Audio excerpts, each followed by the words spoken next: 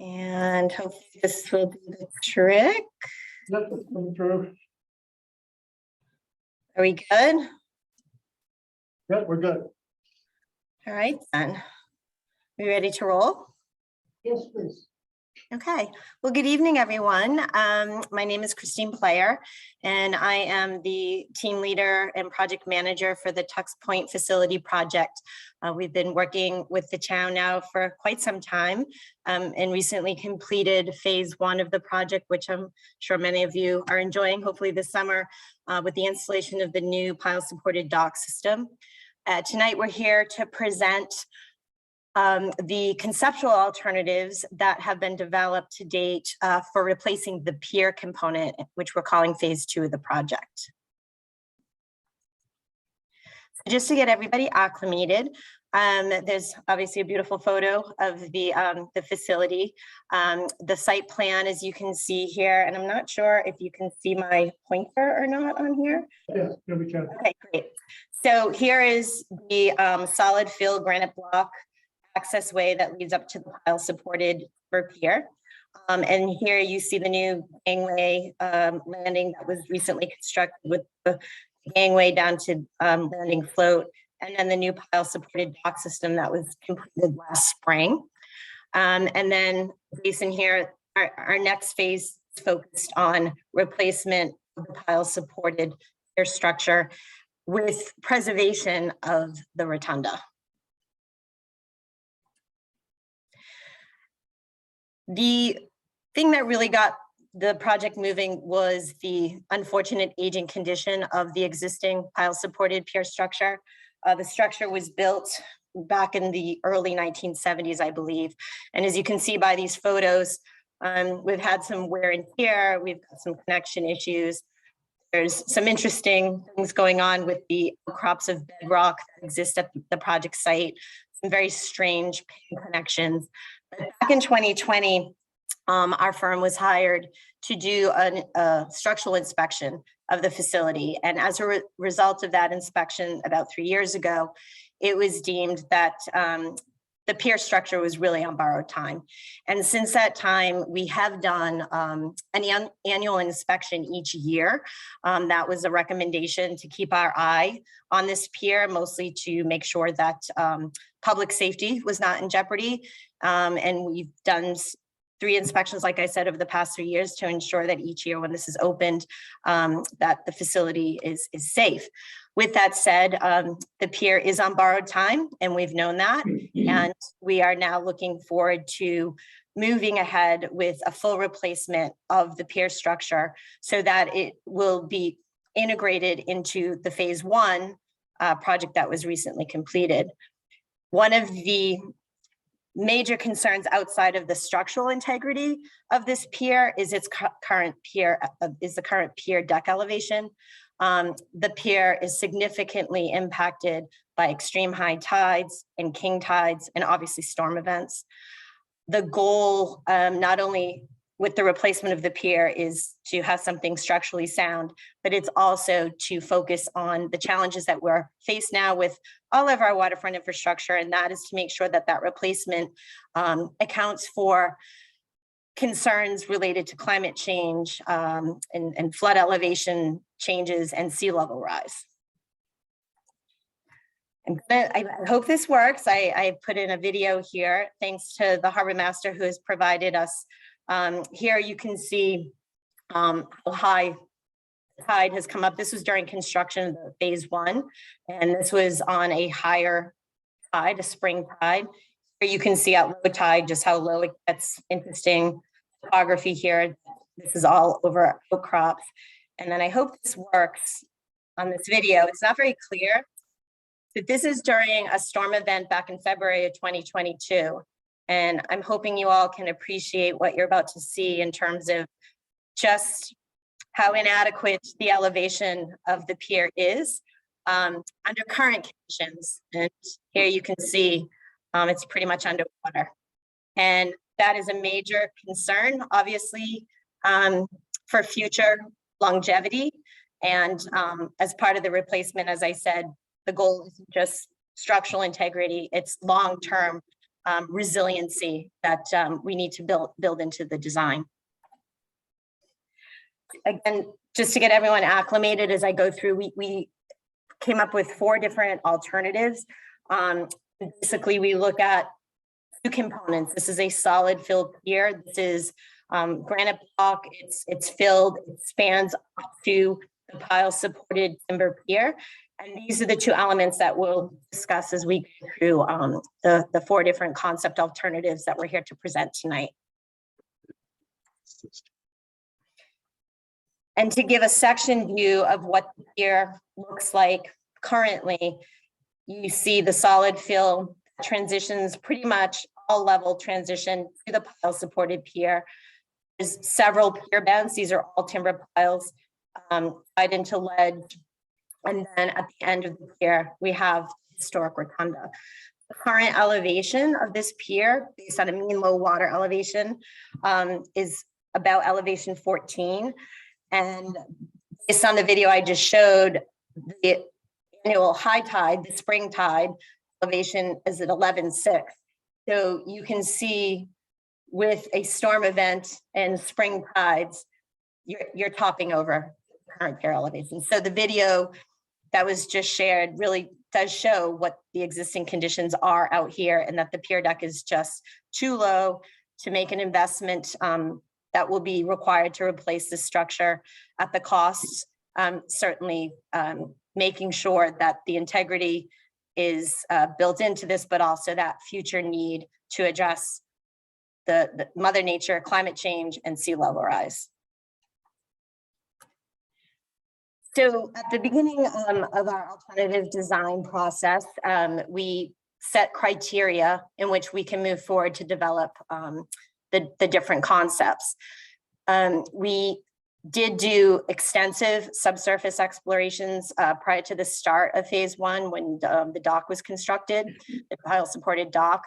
And the site conditions at the facility, unfortunately, are not very supportive of straightforward design as we would have liked to have seen. There's poor soils out there. There's high wonky bedrock, as you saw in the outcrops of ledge. You can visually see it now. Not only is it kind of wonky bedrock conditions, but the quality of the bedrock, it's very fractured. It doesn't have a lot of capacity.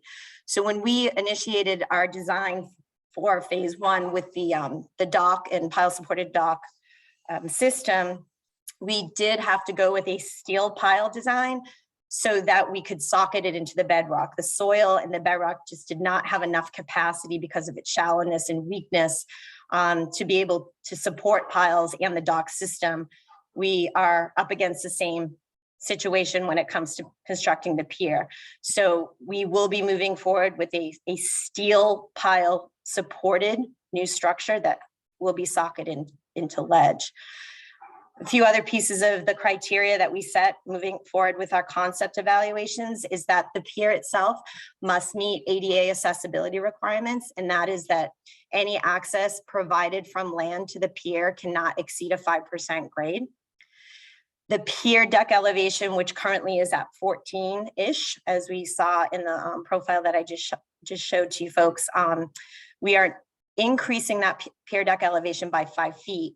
And that 5 feet comes from the current FEMA flood elevation being 2 feet above that, and then also taking into account NOAA's most recent projections for future sea level rise over a 50-year duration. So that gives us a 5 foot increase from the current deck elevation to where we believe the new deck elevation needs to be to meet the FEMA flood as well as future sea level rise projections. 2 other pieces of criteria that we took into account was that the pier itself must be able to tie into the phase 1 that we just completed. The gangway landing that we constructed as part of phase 1, it was designed so that it can be readily modified and raised to match the increased pier deck elevation. And then the other component we have to make sure is that we tie into the existing backland grades, which again, I'm sure most of you folks can appreciate the topography out at Tux with a lot of rolling hills. So we do have to make sure that what we are constructing is not only accessible, from an ADA compliance standpoint, but we also have to tie it into what the existing grades are behind us. And then lastly, the rotunda itself, the preservation of that structure is a critical component of the conceptual development process that we went through, and also really focusing on preserving the historic aesthetics that the pier and rotunda themselves offer from a visual standpoint, and not to bring much change to that visual, but try to preserve that historic look. Some quick photographs here just to follow up with this was during construction of the new dock with steel piles are out there now. You can all see this. I don't have to elaborate too much on that. Picture below is the approach from the backland area onto the solid fill pier. And that's that elevation that we need to tie the new pier into. We're not proposing to change that approach elevation, but we are proposing to modify the solid fill granite block access way that leads up onto the new pier structure. And then lastly, on the right-hand side is a photograph of the gangway landing that was constructed as part of phase 1. And you can see how that pile, there's 2 piles there on the interior and exterior side. Those have been designed and to allow that platform to shift up and then modify to the new proposed deck elevation. As part of the conceptual alternative design process, we also gave consideration to the type of pier foundation that we would be focusing on, as well as the materials that are available, because materials have different strength properties and certainly have different costs associated with them. So that was something that was very important for us to take into consideration, what materials would be suitable for the project site going forward as part of our concept development. As I mentioned a few minutes ago, the pile supported pier foundation, we did look at a timber pile supported replacement pier like what you see out there now, but it is just not feasible from a design standpoint due to the poor subsurface conditions and the inability to really socket these timber piles into bedrock. So we will be moving forward with all the alternatives to support the new pier, utilizing the steel piles similar to what you see with the phase 1 docks socketed into bedrock. And we also need, from a design standpoint, that socket is required predominantly to resist lateral and uplift forces. I think intuitively everyone understands that rock is strong and has good vertical axial support, but the reason we have to get these piles into rock is really to resist the lateral forces and ice, which is an uplift force. And that's really the reason why we've got to invest in these steel piles socketed into bedrock. The replacement pier, or the superstructure, which will be supported by the steel pile foundation, we considered 2 material options. We considered the use of steel and the use of timber. So the steel framing, the advantage to using steel is that steel has a higher strength and that we can construct a superstructure that has longer spans and requires less piles. And certainly that all equals cost savings. It also leads to advantages in seeking regulatory approvals, and that less pilings are a favorable presentation to a lot of the regulatory agencies, where it allows for better tidal flow and less impacts. So that steel, the steel span properties will allow us to reduce the number of piles. Steel also has a greater longevity. Certainly there's maintenance required with all of these options that we're about to talk about, but your steel has certainly a much longer lifespan, between 50 to 100 years, provided proper maintenance is implemented over the period in which the lifespan is intended to last. Maintenance is less frequent with steel, And ultimately, when you add up all these things, it's a lower capital investment and maintenance cost over the lifespan of the structure. The other option that we looked at is a timber structure, and that's what's out there now. The superstructure, again, is the deck structure and everything above the piles. With timber, has less strength properties than steel, so we would require shorter spans and more piles. Timber also does not have the longevity that you see with steel. Again, we can treat timber and we can preserve timber, but timber definitely has about a 25-year lifespan. There's a lot more maintenance required with that. And ultimately, you look at a higher capital cost and maintenance cost associated with a timber superstructure. Just to run through quickly, we looked at 4 alternatives, and I'll present these in a more detailed format, but I just wanted to kind of summarize that for each of the 4 alternatives, we looked at the layout in a steel superstructure with steel pile supported superstructure. And then we looked at a timber superstructure also supported by steel piles. So the steel piles are going to be used regardless of the type of material that would be used to construct the superstructure, the deck structure. Alternative 1 quickly is basically rebuilding what you see out there today. And that would be to maintain the existing pier footprint and raise the existing deck elevation 5 feet to elevation 19. Alternative 2 would expand the existing footprint and extend a pier 38 feet seaward so that the rotunda now is 38 feet more seaward than you see it now. Again, the same deck elevation, raising it 5 feet would be utilized for this alternative as well. Alternative 3, the existing footprint would be maintained. It would be slightly modified. It would be built at elevation 19 like the other 2 alternatives, but the rotunda itself would be relocated to an upland rock outcrop that you see slightly to the north of where the pier is now. So that this one really would have a visual change from what you would see with the rotunda no longer over the water on the pier, but rather on a outcrop of ledge, which would be accessible with its own path from the upland side. And then lastly, alternative 4, and this is kind of a intriguing approach that you would build it in phases, and the pier would be in the same footprint as it is today with the gazebo where it is today, but it would be only elevated under phase 1 to elevation 17. So you would see a 3-foot increase.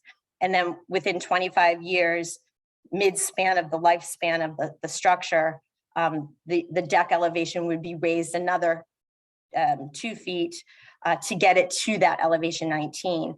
And the approach that we used here was trying to be creative, understanding that sea level rise isn't going to happen tomorrow, and trying to think outside the box of, you know, a different approach to get to that final elevation of 19, but kind of work with Mother Nature and time and sea level rise in more of a real-time capacity than a fixed capacity upon initial construction.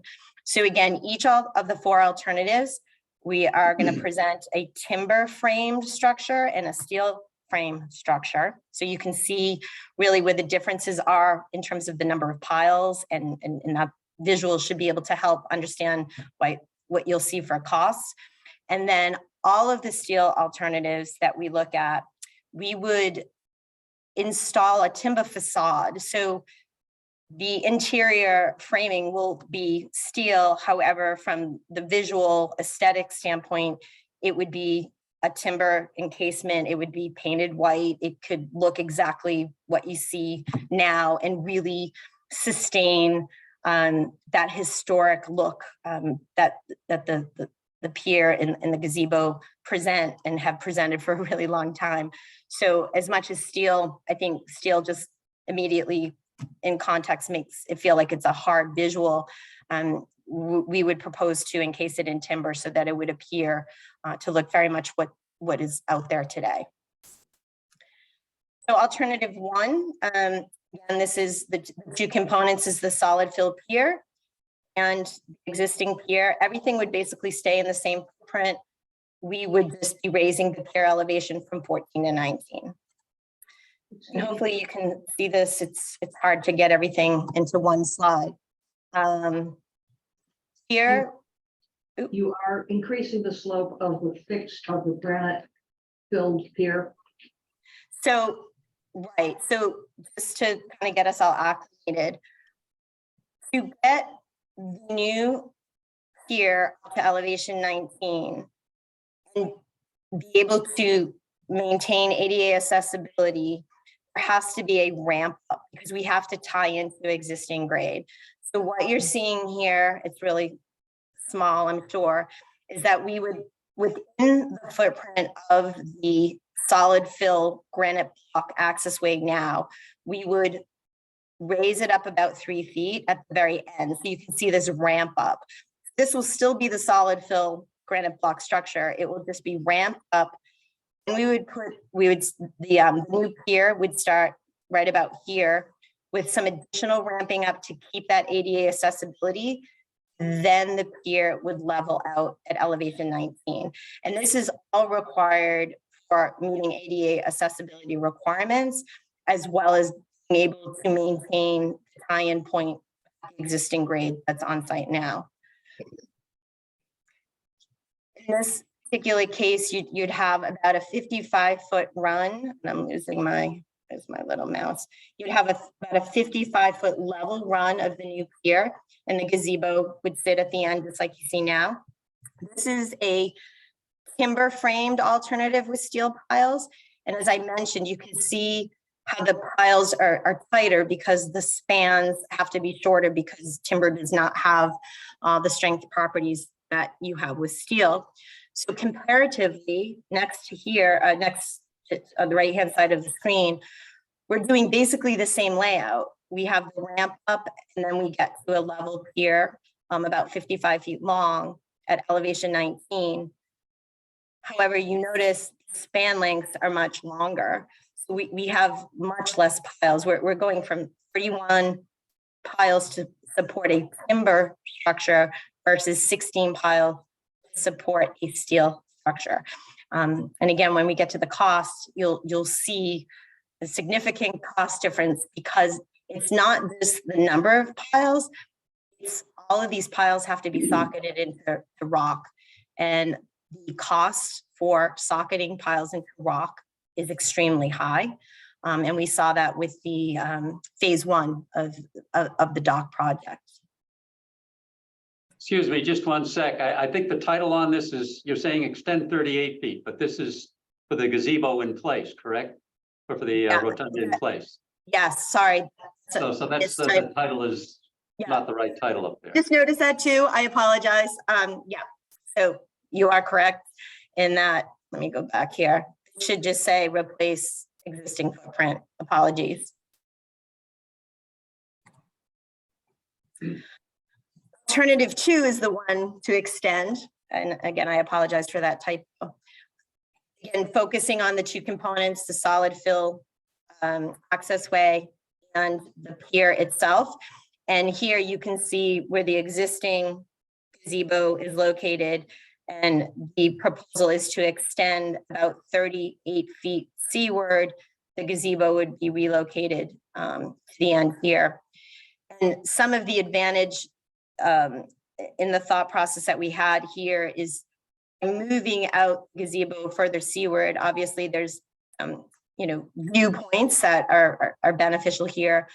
That process is when it comes time to move the rotunda and preserving the rotunda, we put this new platform a little further seaward. We will have to look into this in more detail because this is all at a high concept level. We would be able to not maybe invest much time and money into deconstructing rotunda to move it. Maybe once we can talk a little bit more to a contractor, we would be able to move this in more whole pieces onto the new platform as opposed to have to assemble it and then reconstruct it. So that's part of the advantage we're hoping that an alternative like this will offer. And certainly if the town decides to move forward with this as a selected alternative, that is something that we will vet further with contractors to get more detail on that. Could you Sorry. show or explain where, if you move the rotunda out 38 feet, where will it end up relative to the pilings from the version of phase 1 of the project? So I Inside- do, at the very end of my presentation, if I can show you that, this was just kind of a, so here is the extended. This is the end of the project as we know it now. So you can see the very end of the float system. And there has been discussions about potentially extending the floats at some point. So we've added, just to make sure everyone can see the visual of, if this went out 38 feet, the rotunda, there's plenty of room still to access the existing phase 1 dock, but also if the town is interested in pursuing additional dock extension at some point in time, is space to do that is something that we have considered. Thank you. I just wanted to make sure that it was clear to everyone that extending it is not going to put it out further into the channel. but Correct. It will still be inside the phase 1 floats. Right, and here it's hard, again, apologies because it's so hard to get all this into a presentation. The very seaward end of the relocated gazebo platform, the rotunda platform, will be about 50 feet from the channel. Really, the controlling part of the encroachment into the existing channel was more or less solidified by the docks themselves being installed. So we certainly cannot go any further than the docks. But with that said, there still is backside access. If the town wanted to pursue extension, there's still plenty of waterway here between an extended rotunda and where the dock is right now. Thank you. I don't want to give away all the good stuff. Going to the end of the presentation. So again, the correct thing, this would be replace the pier, extended 38 feet more seaward than you see it now. And I think you can kind of see in kind of a shadow here, this is where the existing gazebo is now. And by the extended pier alternative 38 feet, it would just be seaward of face of where rotunda is now. Similar to what we just talked about on the last alternative, is to get up to the new pier at elevation 19 is a ramp elevating about 3 feet at the very end, ramping up on the solid fill, ramping up part of the new supported deck. And then we've got about 95 feet of level elevation pier at 19, which and support the gazebo at the end. This alternative we're showing, this is your timber superstructure, and you can see again a lot more piles are required because the spans have to be shorter. Comparatively, again, it's the same ramping up, every elevations, everything is the same, but this is just with steel superstructure and significantly less piles. So we go from 37 piles for timber superstructure versus 19 piles for a steel. And in the end, when we look at the cost, that's where you see the savings here in terms of the material selection. Christine, the pile numbers don't correspond with the piles shown on the illustrations. Can you show me where they are, please? Or So explain it's not going to show in the profile view because the rotunda is round. So you're not seeing, this is like a circular supported platform as you would see now. So it doesn't show, this is just a cut through. So the numbers don't match up to the visual. So each bent, as we call it, as we go out to the pier, there's 2 piles per bent. And then once we get to the platform, what you're not seeing is because they're hidden, because we're cutting through the section, is the additional piles that would be around the circular platform that is required to support the gazebo. And that's why they look funny in the cross section as well as the number. So how many piles are needed to support the rotunda? If there are fewer piles needed for steel, what are the difference in numbers for the structure itself, the rotunda? I would have to look at the plan to count. My guess is there's not a lot changing with the rotunda support. I'd have to double check. But there's going to be more because of the footprint is round as opposed to just a rectangular bent structure that would be supporting the rest of the pier. So the total numbers are given here, and I would have to look at a plan view to actually count them. I mean, it's something I could answer, but I just can't do from the slide that I have. Thank you. Now, my question is just more in terms of the visual impact with the more pilings underneath the structure itself. So thank you. Yeah, and I don't think you're going to see much different than what's out there now. But certainly, again, I don't have it in plan view because I don't have all the plans in front of me, but the plans that we have developed actually show you the number of piles that will support the rotunda. But I think in general, the visual will be similar to what you see out there now. Thank you. Okay, the third alternative, and this one's definitely a different aesthetic, and that would be for the rotunda to be removed off of the end of the pier. So we basically construct the pier in the exact same footprint, but then we would just minimize the area that the rotunda is on now and kind of establish a seating or viewing area, whatever you want to call it, and then relocate the rotunda up the hill here on the existing outcrop of ledge that you see just slightly north of the pier now.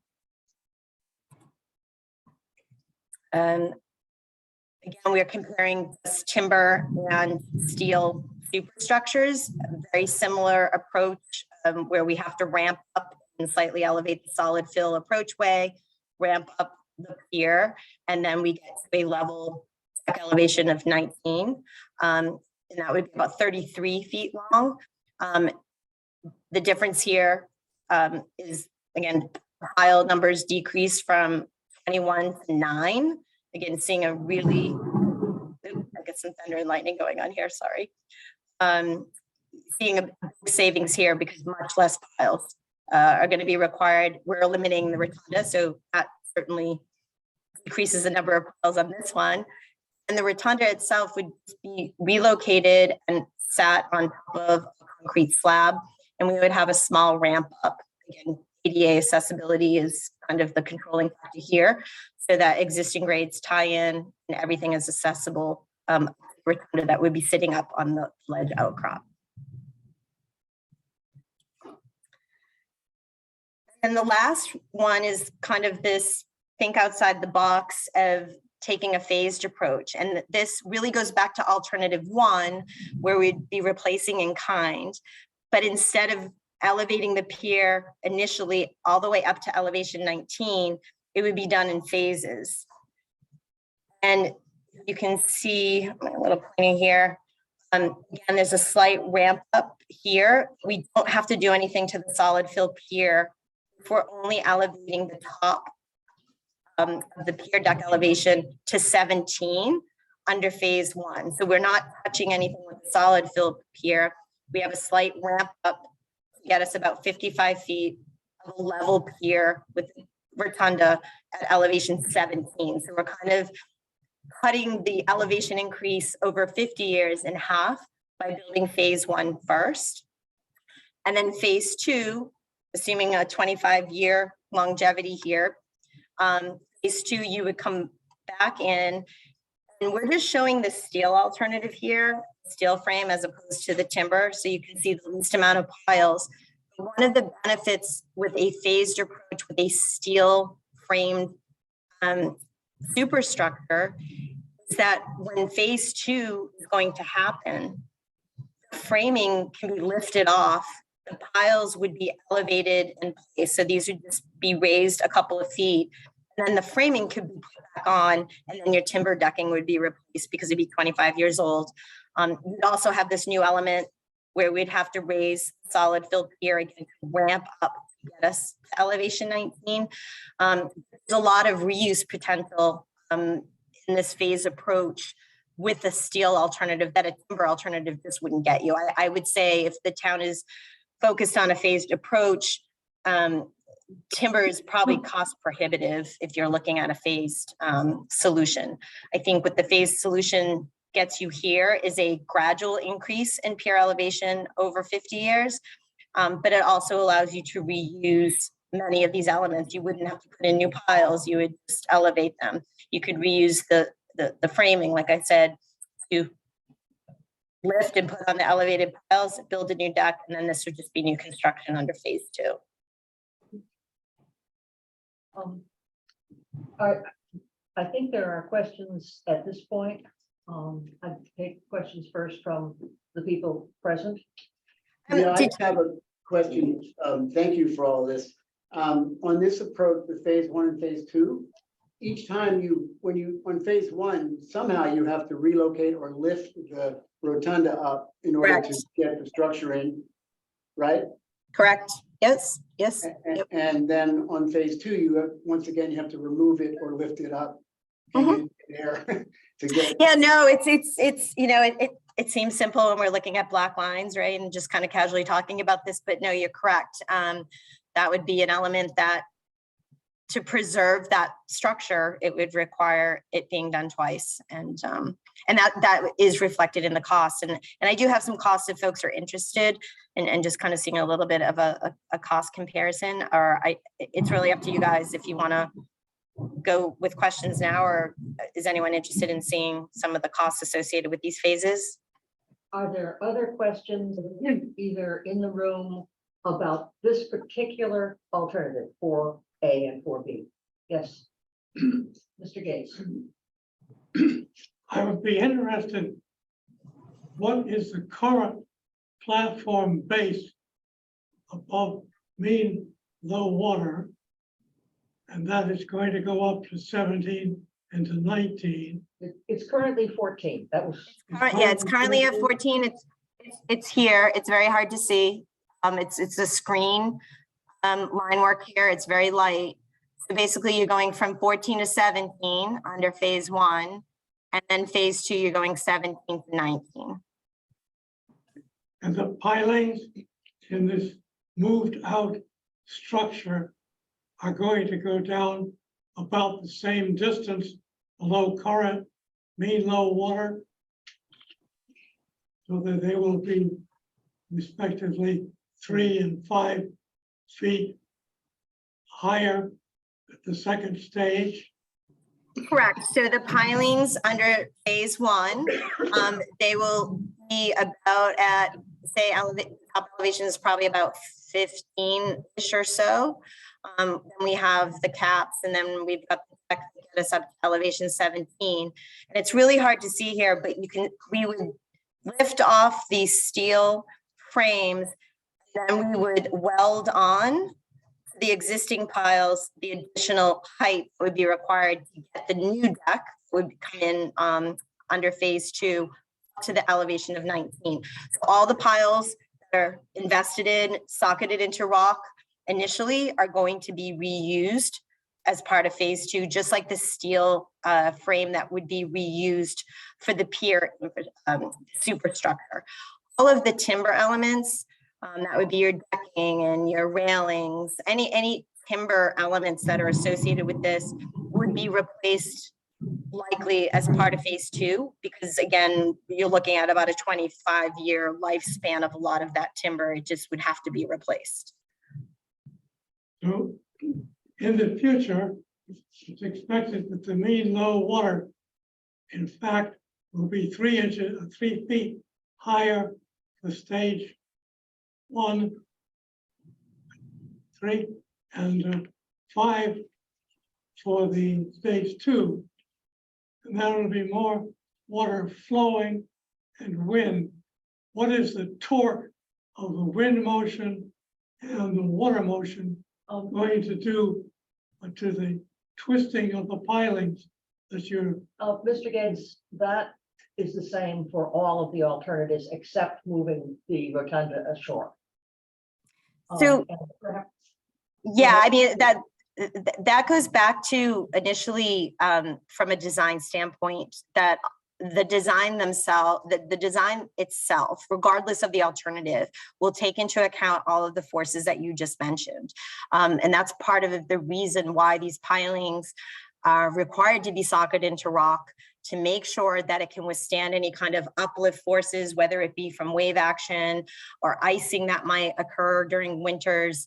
But we also have, wind loads. We've got all kinds of environmental loads that are evaluated as part of the structural design of the pile foundation itself, as well as the deck elevation, the deck structure that would be constructed on top of it. So that will all be taken into account in the design itself.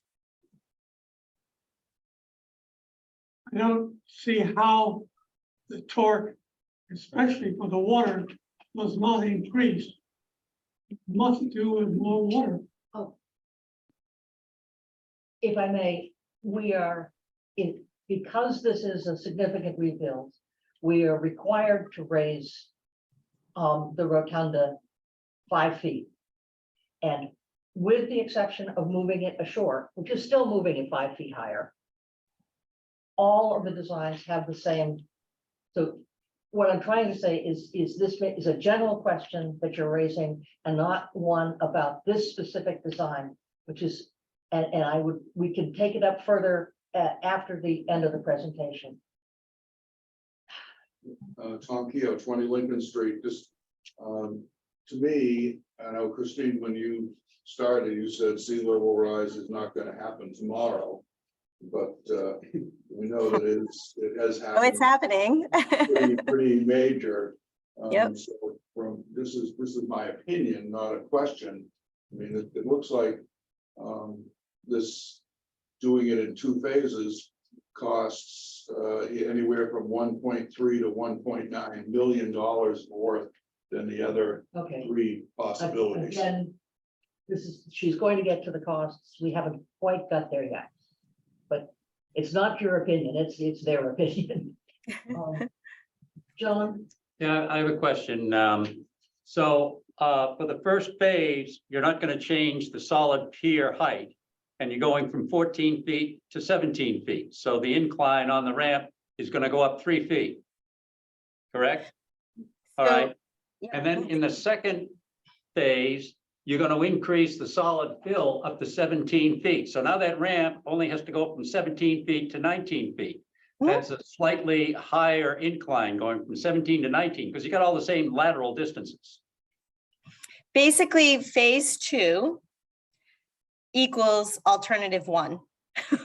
Nothing is changing. If you were to just go with That's alternative correct, 1 but and your not phase, phase it. phase 1 is a different situation. My only question is that ramp is going up 3 feet instead of 2 feet in the phase 1 here. That's all. And when you increase that using the same ramp, when you've got a slightly greater incline, the hypotenuse is a little bit longer. Mhm. And I don't know if you can use exactly, maybe it's only a couple of inches, or maybe it doesn't make any difference. Or maybe you should make it 2.5 and 2.5.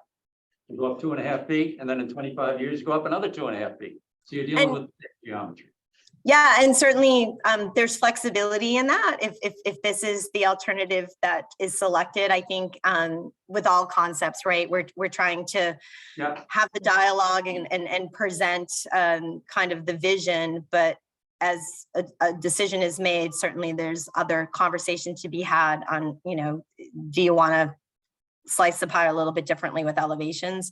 I think we looked at it as, that 17 feet elevation over the first 25 years based on the sea level rise projections puts you where you should be in 25 years. I don't have that chart in my presentation, but there was a little bit of strategy. And again, to go back to sea level rise, it's not happening tomorrow, but it is happening. And to move this project forward, certainly it is prudent, just based on what we're watching in terms of the deck elevation now being underwater just on king tide and spring tides. There's no doubt that this deck needs to get elevated to at least a certain elevation. 17 is what we would suggest out of the gate, if in fact folks are interested in looking at it as a phased approach. If not, that 19 is certainly where we believe it needs to be for the longevity and the resiliency that you'll need in the investment of this structure for at least 50 years. Go ahead, John. Okay, one last question. 25 years. Steel lasts forever. This 25-year time period is based upon what? The wooden pieces Correct. here, which really start to, well, at that point in time, they start to have problems. Well, they have problems all along, but at 25, it's a serious problem. Right, The steel you're gonna itself- have, yeah, you're gonna The have steel some itself punky can deck. go forever. Yeah, For- and you know what, you're right. Steel can go forever. We are just kind of looking at a minimum of 50 years, but you're correct. Steel can go forever, provided that proper maintenance is provided. And that is something that is often challenging in terms of making sure that those types of things folks are diligent about doing. But with that said, the timber is really what puts us in that 25-year, as well as the elevation, again, trying to pay attention to the projections over time. But that timber deck is going to get punky, and it's inevitable with the timber components. The corollary to that is that if you've got to do a lot of work on the wood, you might as well go up, but it may be driven by the wood life expectancy rather than the sea level expectancy, which of course there are hundreds of models out there. Who knows exactly what it's going to be? But Right. if you've got to do a lot of work on the wood, well, that's a good time to think about going up. And that's kind of how we rolled it out with that in mind. Okay, I think we've got the questions on alternative 4B. Okay. Please continue, Christine. Sure thing. We'll wrap this up. So I think this table really helps condense the alternative thought process here, understanding the goal. The ultimate goal is to get that deck elevation up to 19, whether it happens initially, whether it happens through a phased approach. So through all the alternatives, the ultimate goal is to achieve elevation 19 of that deck.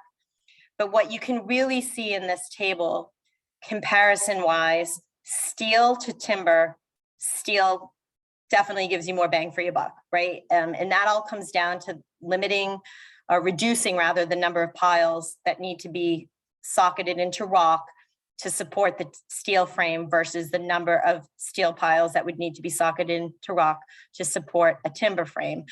There's really a monetary difference here just with that selection. And then you see the differences in costs between the alternatives themselves. I will say that these costs are rough order of magnitude. That's what the ROM stands for. These are very high level cost assessments that we've done at this stage, but the order of magnitude we feel should get your focus into the right frame of mind, no pun intended here, of what each alternative would likely cost.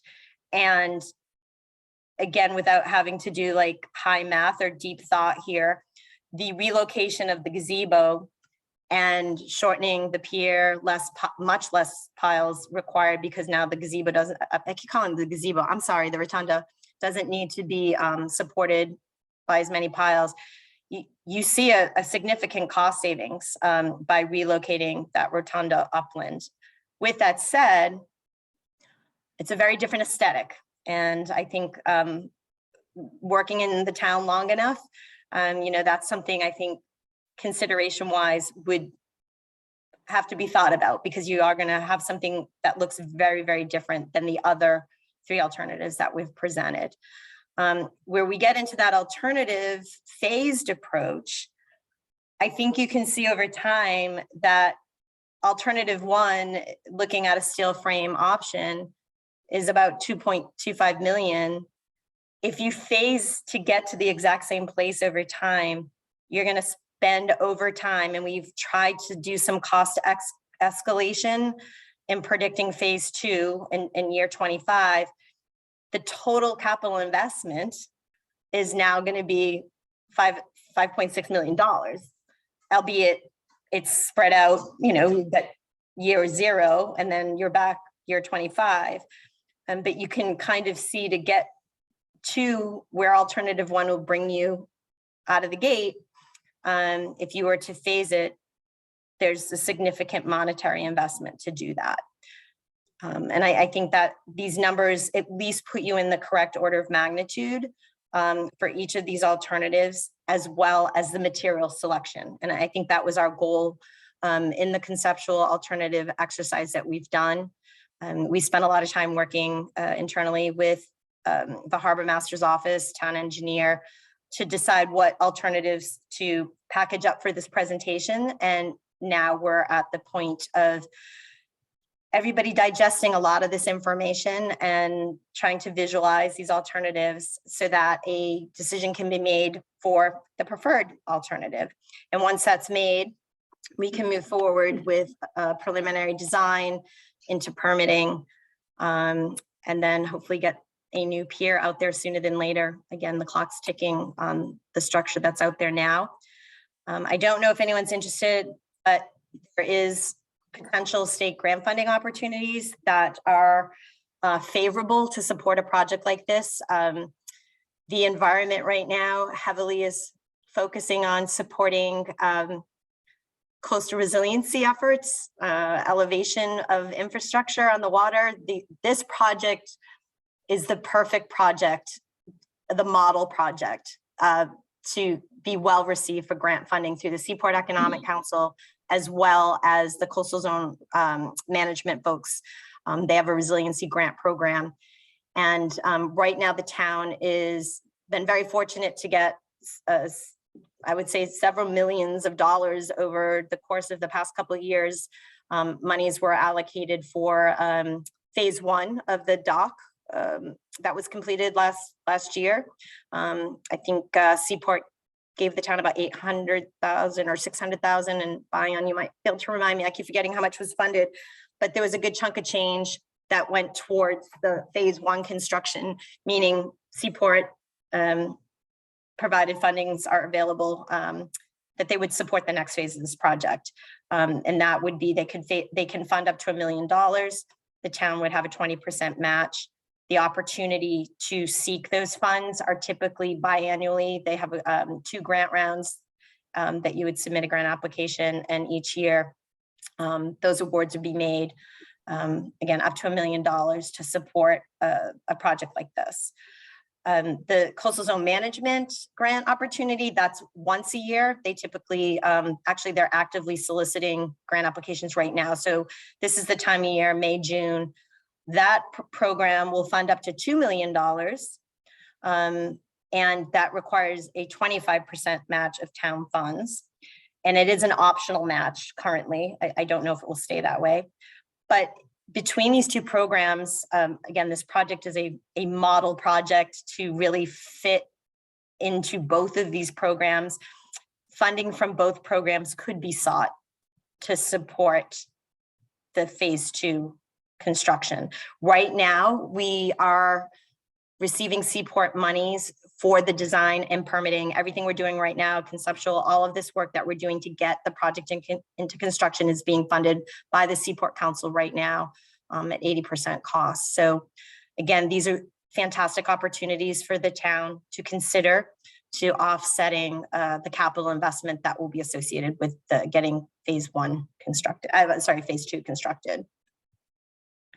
I think there are questions related to this, and again, I would ask that questions be specific to potential state grant funding. You'll have an opportunity for general questions later. Hi, Chuck Wisner, 16 Highland Ave. My question is, so for the 4 alternatives, Are these opportunities, these funding opportunities equal for all four? Yes, again, you maximize the funding limits of the program, right? But yes, certainly the nature of this project, just the sheer nature of waterfront infrastructure, elevating long-term coastal resiliency solution, all of these buzzwords put any of those alternatives in a favorable light for both of these programs to consider funding. Thank you. I'd like to apologize to the board. I should have asked for your questions first. Becky? Thank you. Do any of the grants stipulate material types to either include or exclude? Nope, that is something that is left to the designer and the design team. So no, they're not there to dictate. They are certainly very focused on the elevation piece, right? The resiliency piece, the long-term sustainability, making sure that whatever the selected alternative may be, is that we are looking at sea level rise projections. We are looking at FEMA flood elevations. All of those considerations are critically important to elevate a project to being favorably considered by both of these programs. Thank you. John? Yes, if for all of these programs, I don't know if they have a limit in terms of the number of applicants, the amount of money they grant, et cetera. But if you're not granted money in your first cycle, are you rejected and you can't do it again, or is there always the opportunity to reapply? And especially if it's twice a year, well, 6 months is not very long. Yeah, I'm not aware of. I'm not aware of that Actually, happening just in answer the the question past. by saying you can reapply. Yeah, you can reapply. I can't see why you couldn't. I Well, think the experiences that we're seeing right now, and I don't know if Bion Pike is on the phone, but the town has been very successful in securing money, particularly from the Seaport Economic Council, for a lot of the infrastructure improvements that you're seeing right now. Tux Point, Morristown Pier has funding, project at Reed Pier, that's Reed Park, which is moving forward. I know there's been a recent grant award for dredging, so the Seaport is heavily invested in the community. Christine, Yes. I'd like to hear from Bion on this. Thank you. Got it. Yeah. So today I spoke with both the Lieutenant Governor and the Director of the Coastal Zone Management and they're both expecting the town to apply for money for this project. Seaport Economic Council has already invested in this project, and they don't do that unless they intend to provide construction funding. So I fully expect that the town would receive $1 million, and both the Lieutenant Governor and CZM, the CZM Director, expressed that partnering with other agencies for grant funding was very favorable in their eyes. So Christine is right in everything she shared. We have already received money for the Rotunda project, so we should expect to get money without question. As long as they have a big bag of money to dole out. As long as they still have a big bag of money, right? They gave us $205,000 today. They did have $1 million award today, so those are not uncommon. I've seen several. And that is true. I think one of the benefits going into this next phase is that the Seaport Council invested in phase one. And to Bion's point, once the council makes a commitment of those types of investments, they're likely there, ready, waiting for you folks to ask for more to continue on with a phased approach.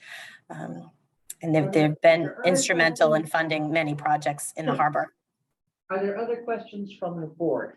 Yeah, I just want to confirm a statement you made earlier.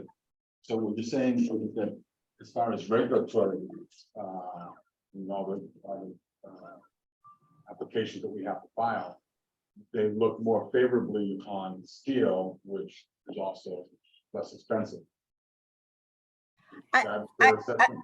And I would not, no, I would not agree with that. Agencies don't, from a regulatory standpoint, they don't typically care about costs. It's not their No, I know, focus. but I guess my point is, the two go hand in hand. We don't, I mean, as when we go applying for permits, the regulatory services will look more favorably on steel. And from a cost perspective, that makes more sense for us as well.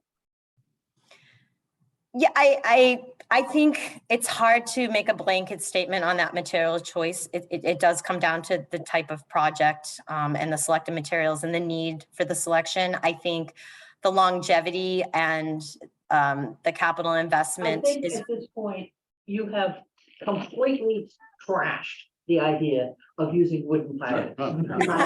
We can't use wooden pilings. Right now for a vote, would you like wood or steel? It would be a unanimous steel.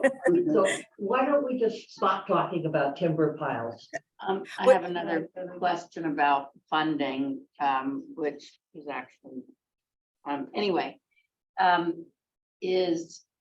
Are these types of funding opportunities dependent upon any 40A actions? So the Seaport Council monies are part of the funds that could be withheld. Any Do we of the want to others? expand on that just, or may I expand on that just a little bit? Sure. The state last year passed a law saying that communities served by the MBTA, whether it's railroad or, have to have a certain fraction of the space around the terminal that's allows multifamily development without a special permit. And that's a big ask.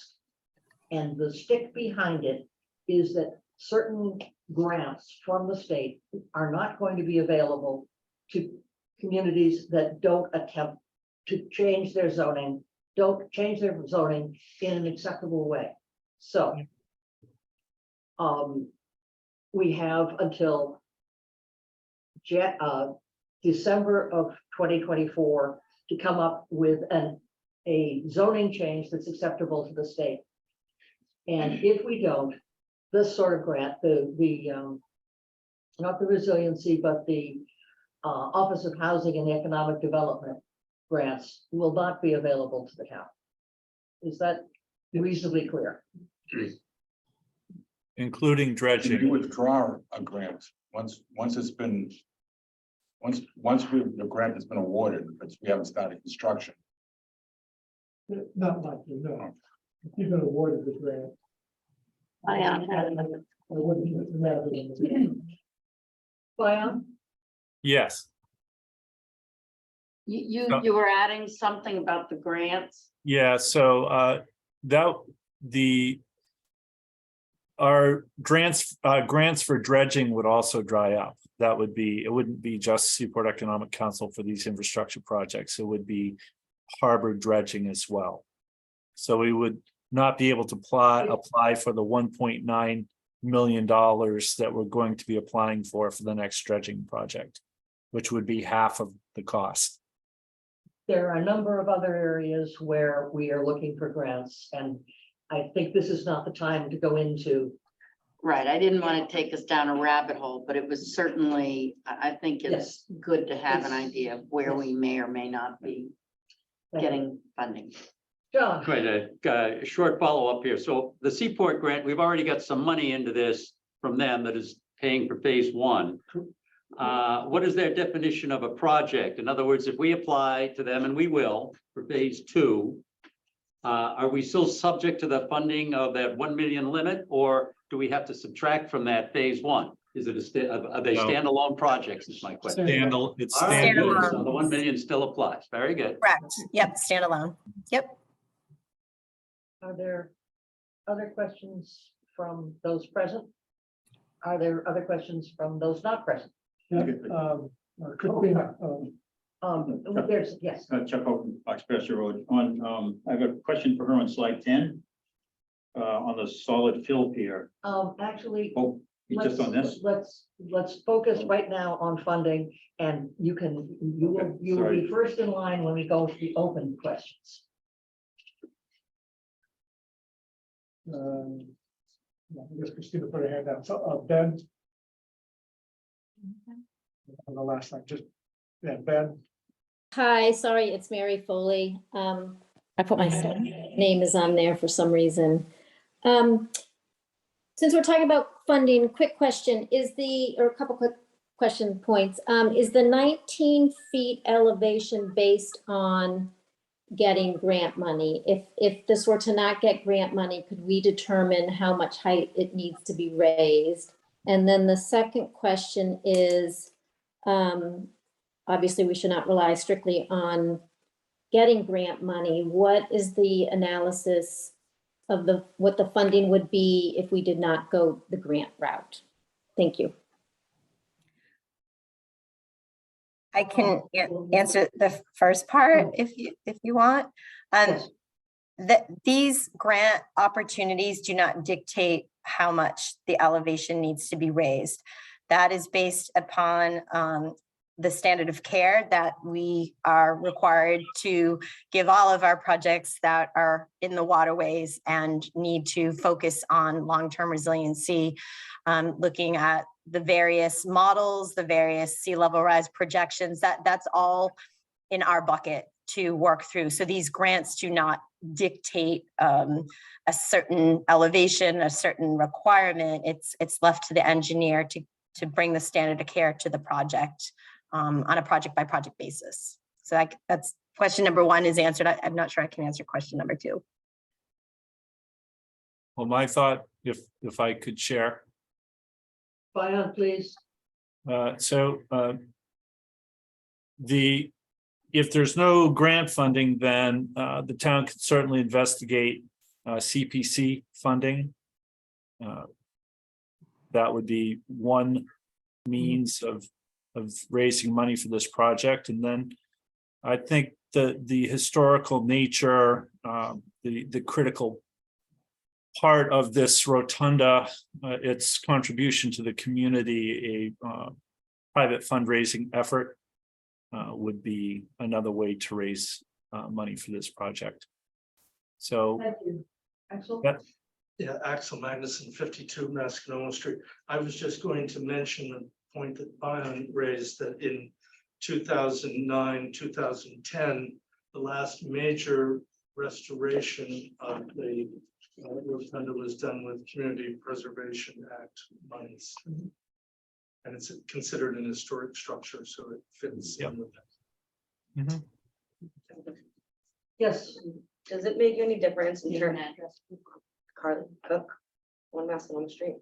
Does it make any difference in terms of consideration for maybe this CZM grant if it's moved on to land? Does that change it? I'm sorry, if the rotunda is moved to land? Yes, the question is, if the rotunda is moved to land, would the CZM funding still be available?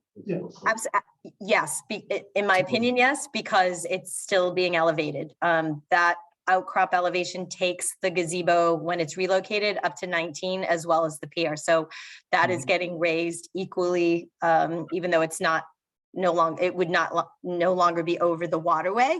That would be elevated as well. So yes to that question. Thank you. Is there? Christina Delicia. Hi, thanks. So Christina Delicio, 6 Lincoln Ave. So I have 2 questions. So I think Christine, before I asked you this question, I'm hearing 2 different things, but I think I'm hearing the same answer from you from before. So the FEMA regulations, I'm hearing one thing from a board member of the select board saying that we are required to raise it to sea level, and then you, Christine, are saying it's prudent. So before, I think I asked the question at a select board meeting, are we required to meet FEMA regulations in order to be eligible for grant funding? And your answer was no. So on that note, if that's correct, on that basis, could you just answer that yes or no?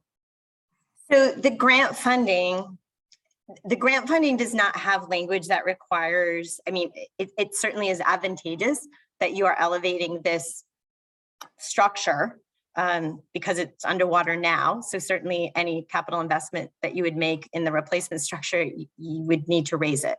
I don't believe there's any strict language in these applications that we're talking about, but certainly it's an expectation, and it certainly puts the possibility of grant funding being seen as a favorable investment by these programs and by the state. So there's no specific language that I know of that dictates what to do. But what we're talking about is, again, it goes back to the standard of care. It goes back to how all of our waterfront projects. No, that's perfect. And that's exactly what I listened to that language, and that's the language I wanted to just stress, that standard of care. And so basically getting back to what the one before speaker had talked about was the historical nature, and this is a historical landmark. So what avenues have been pursued to seek granting for a historical nature to keep the materials as is? So I know in our historical downtown, we need to keep the structure as is. This steel may not be an option downtown. Like, we need to keep the, you know, whatever, the visual, the material. So I guess if this is a historical structure and we want to keep it historical, what avenues have we pursued via the historical economic avenue to keep it wooden or as close to original as possible? Thank you. So we have not pursued investigating historical funding opportunities to date, but to kind of go back to the idea of the steel option would have a timber facade so that that visual looks the same. And that, I think, would be received as the visual maintaining the historic preservation of the site. I don't know if and this is just because I don't know, it's not that we can't find out. I don't know if the pier itself is a historic structure where the rotunda may be, and Bion or Greg, you might know a little bit more about that than I do. We just haven't gotten into the weeds of true definition of historic preserved structures on this project yet. So I don't want to misstate what that is all about. I don't know if either one of you could add some more based on your knowledge of the structure. I have nothing. Yeah, my understanding is it's not on the historical registry. Right. So it could be a yeah. local historic, not necessarily a national register. I doubt the pier is, but it's certainly, we can look into that. And I think Bion, you had mentioned that as a potential route to look for funding support as well as we move forward with the project. And you had mentioned that it's not even in its original location. Is that? It originally was significantly further out into the harbor. So how I'm much? gonna just take a moment of everyone's time and give a quick history, I'm which on is mute. that the Chowder House used to be right on the water. The yacht club built a building in 1893. 96. 96, okay, which blocked the view from the Charter House. And the town reacted by moving the Charter House to a place that was a lot safer and building the rotunda, which went out probably twice as far as it now does, because the channel used to go across the other side of so it was built to give the town a view of the harbor and the ocean, which they felt had been taken from them by the yacht club. And then, so the building, the structure that's there now, how much of that structure is I'm sorry, original? this is a grandfather's axe question. Well, I'm asking that because you know, if we're talking about historic significance, yes, we all love seeing the rotunda. But is it a building that must be preserved completely as it is, or is it just completely rebuilt? So if I happen to have looked at the feasibility study that was done in 2009 for the Community Preservation Committee. And the CPC and the town were held to strict historic preservation standards in doing it.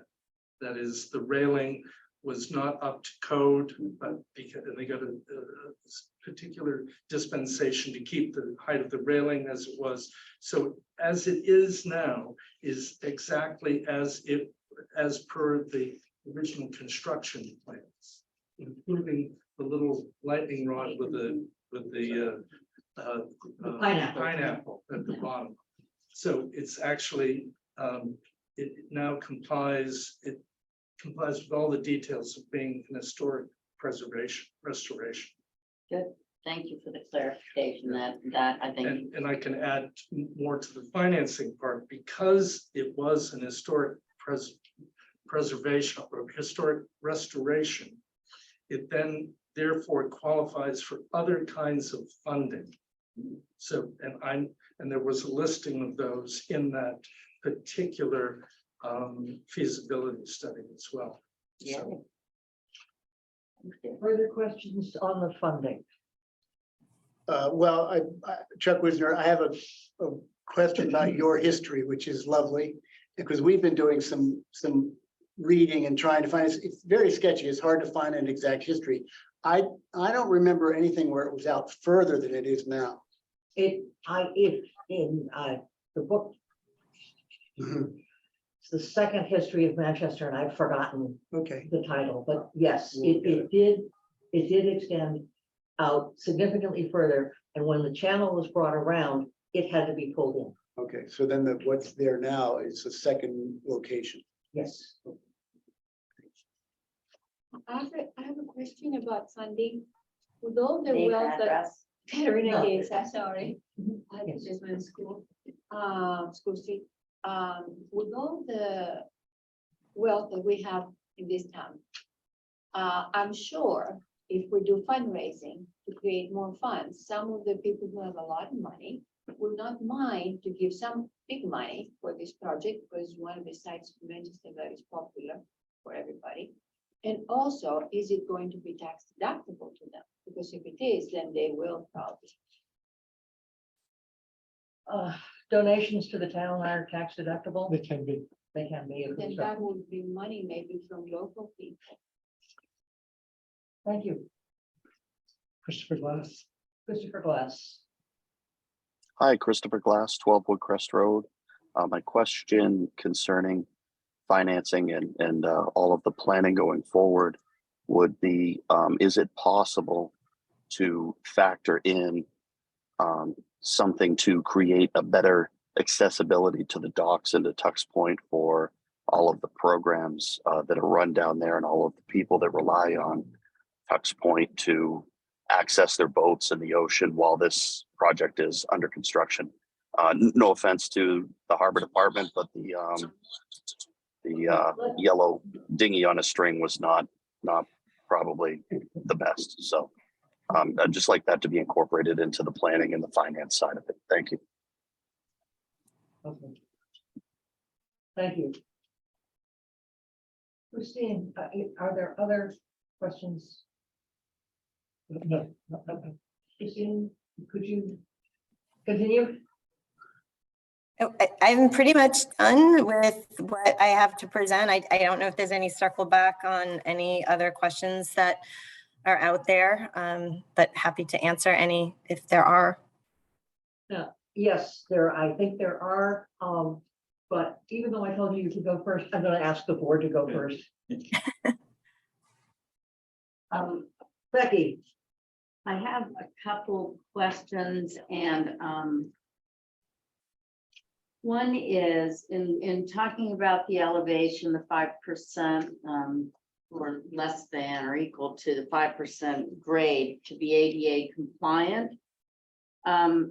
and I don't know if you have this information, but is the sidewalk currently ADA compliant? That would lead to the pier?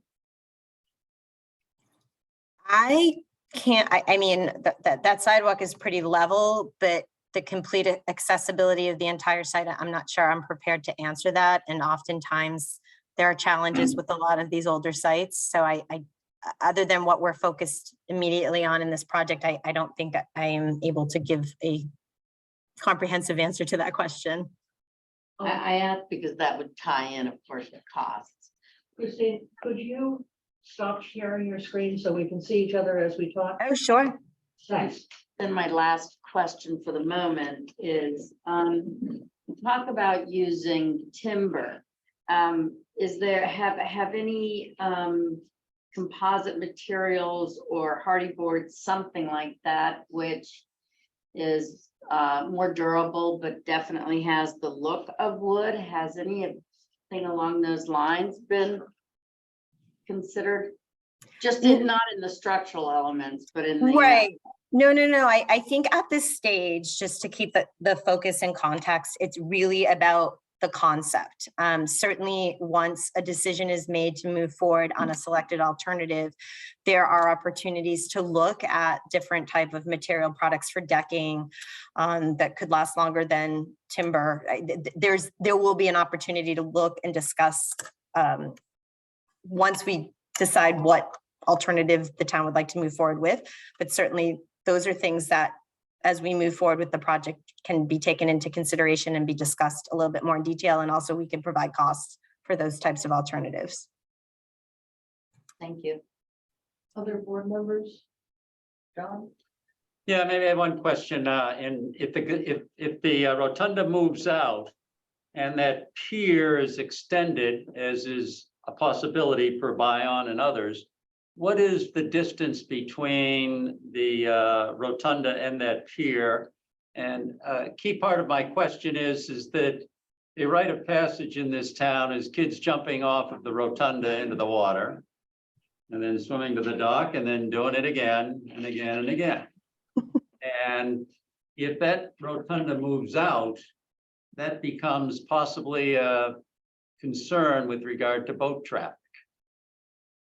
Yeah, and unfortunately, I can't scale off of the plan that I have right now, but Yeah. I did have that image, and we could get the information in terms of the offset. But right now, as the docks stand that are in the water, there are no docks that run in front of the gazebo. Right now.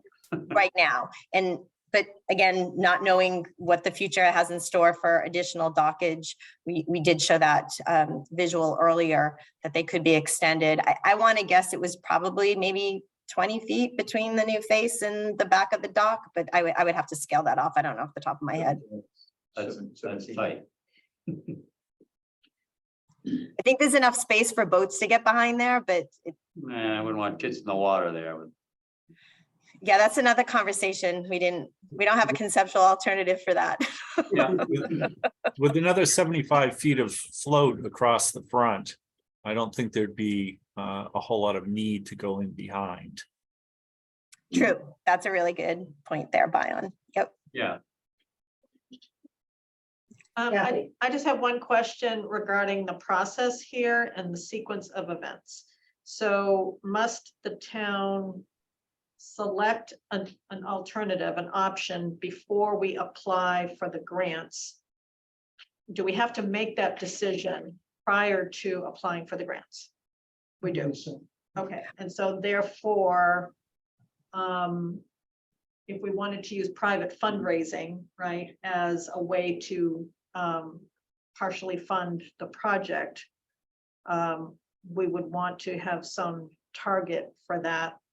You know, if we take a look at all the possible grants and the probability of success in getting the grants, and then identifying what the gap would be, if we could understand what that gap is, then we could get some private fundraising going to reduce the amount of taxation on residents, right? Right, so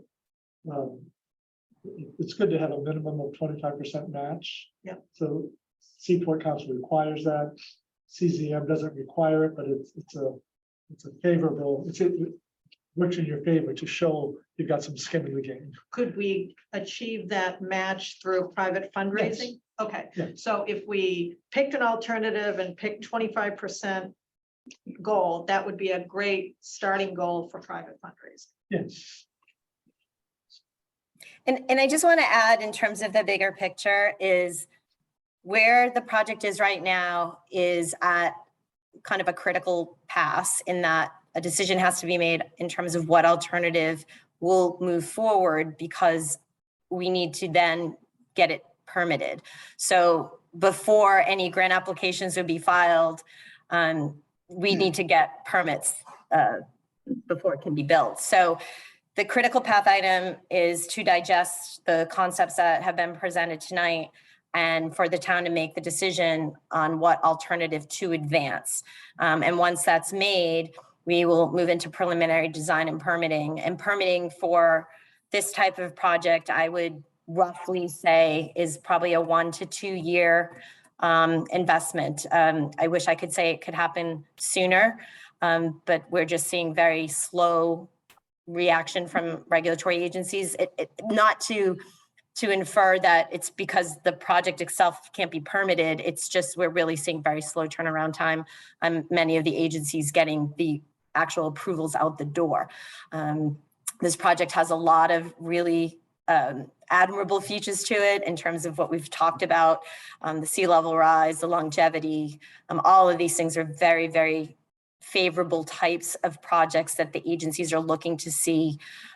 So it's not the type of project per se, it's just the regulatory process is really, it hasn't gotten any quicker, let's just put it that way. So I would say, from a planning standpoint, of once a decision is made on the alternative to advance, that we're looking at a 1 to 2 year window of getting all of the permits. And there's a substantial amount of permitting that needs to be done. There's many layers associated locally, federally, and at the state level.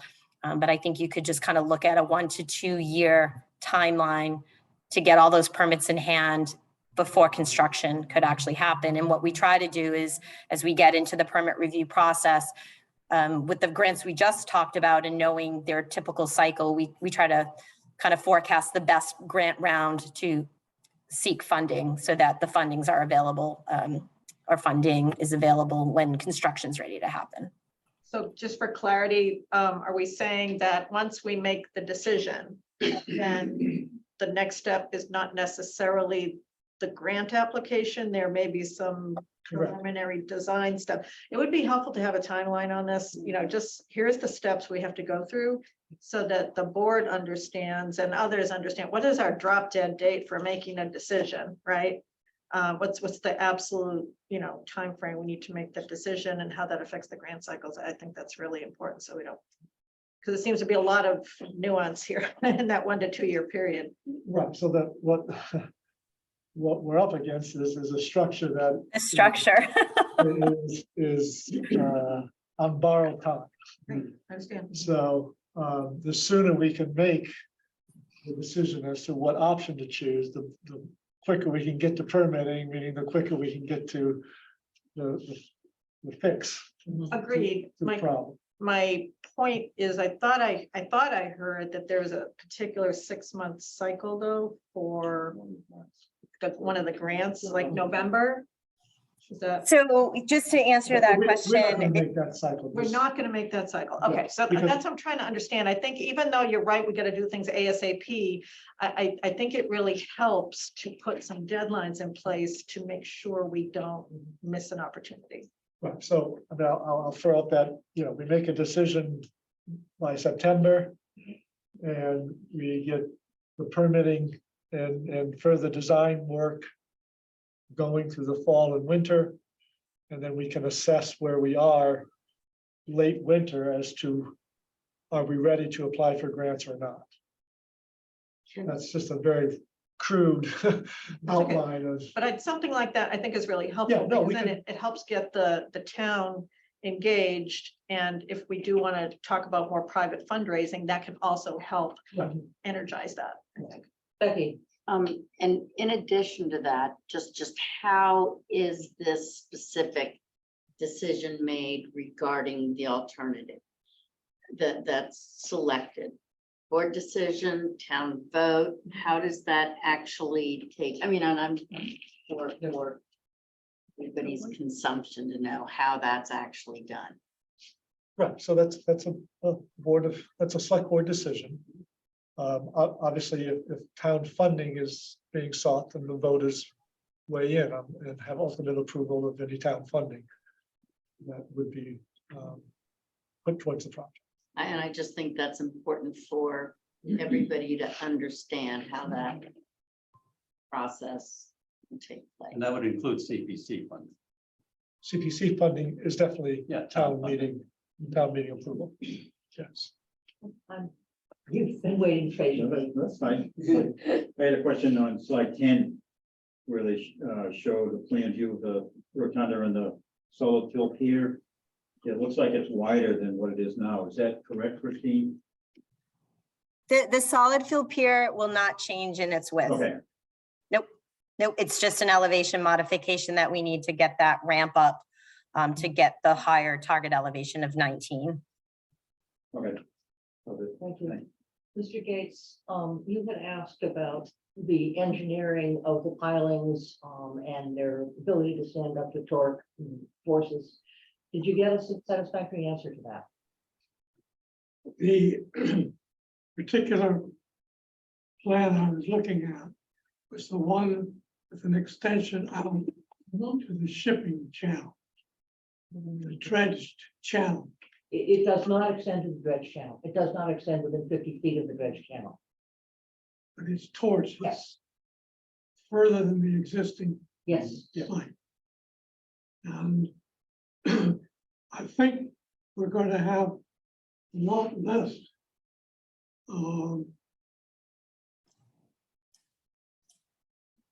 buildup of the base of the harbor, and we're going to have water coming in. That is, that the water is going to get deeper than it from the current main low water than it might otherwise do.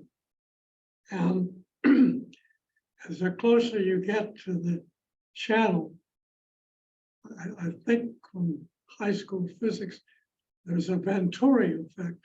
And with that mass water coming in and then going out, the area closer to the channel is going to be moving faster than the area closer to shore where it now is. And that's where I think that the fluid dynamics of the much greater volume of water running in and running out is going to have an effect, more of an effect on that location than it would if it was still in the same or on land, obviously. And that with storms, it's going to have even more water coming in than we do now. And I think that the total effect might be quite damaging to steel piling, no matter what. And that I don't think it's a good idea, personally, to move it further out, but to leave it on site, or preferably put it on land well above the expected surge levels. Okay. Greg, yeah. Christina Delissio.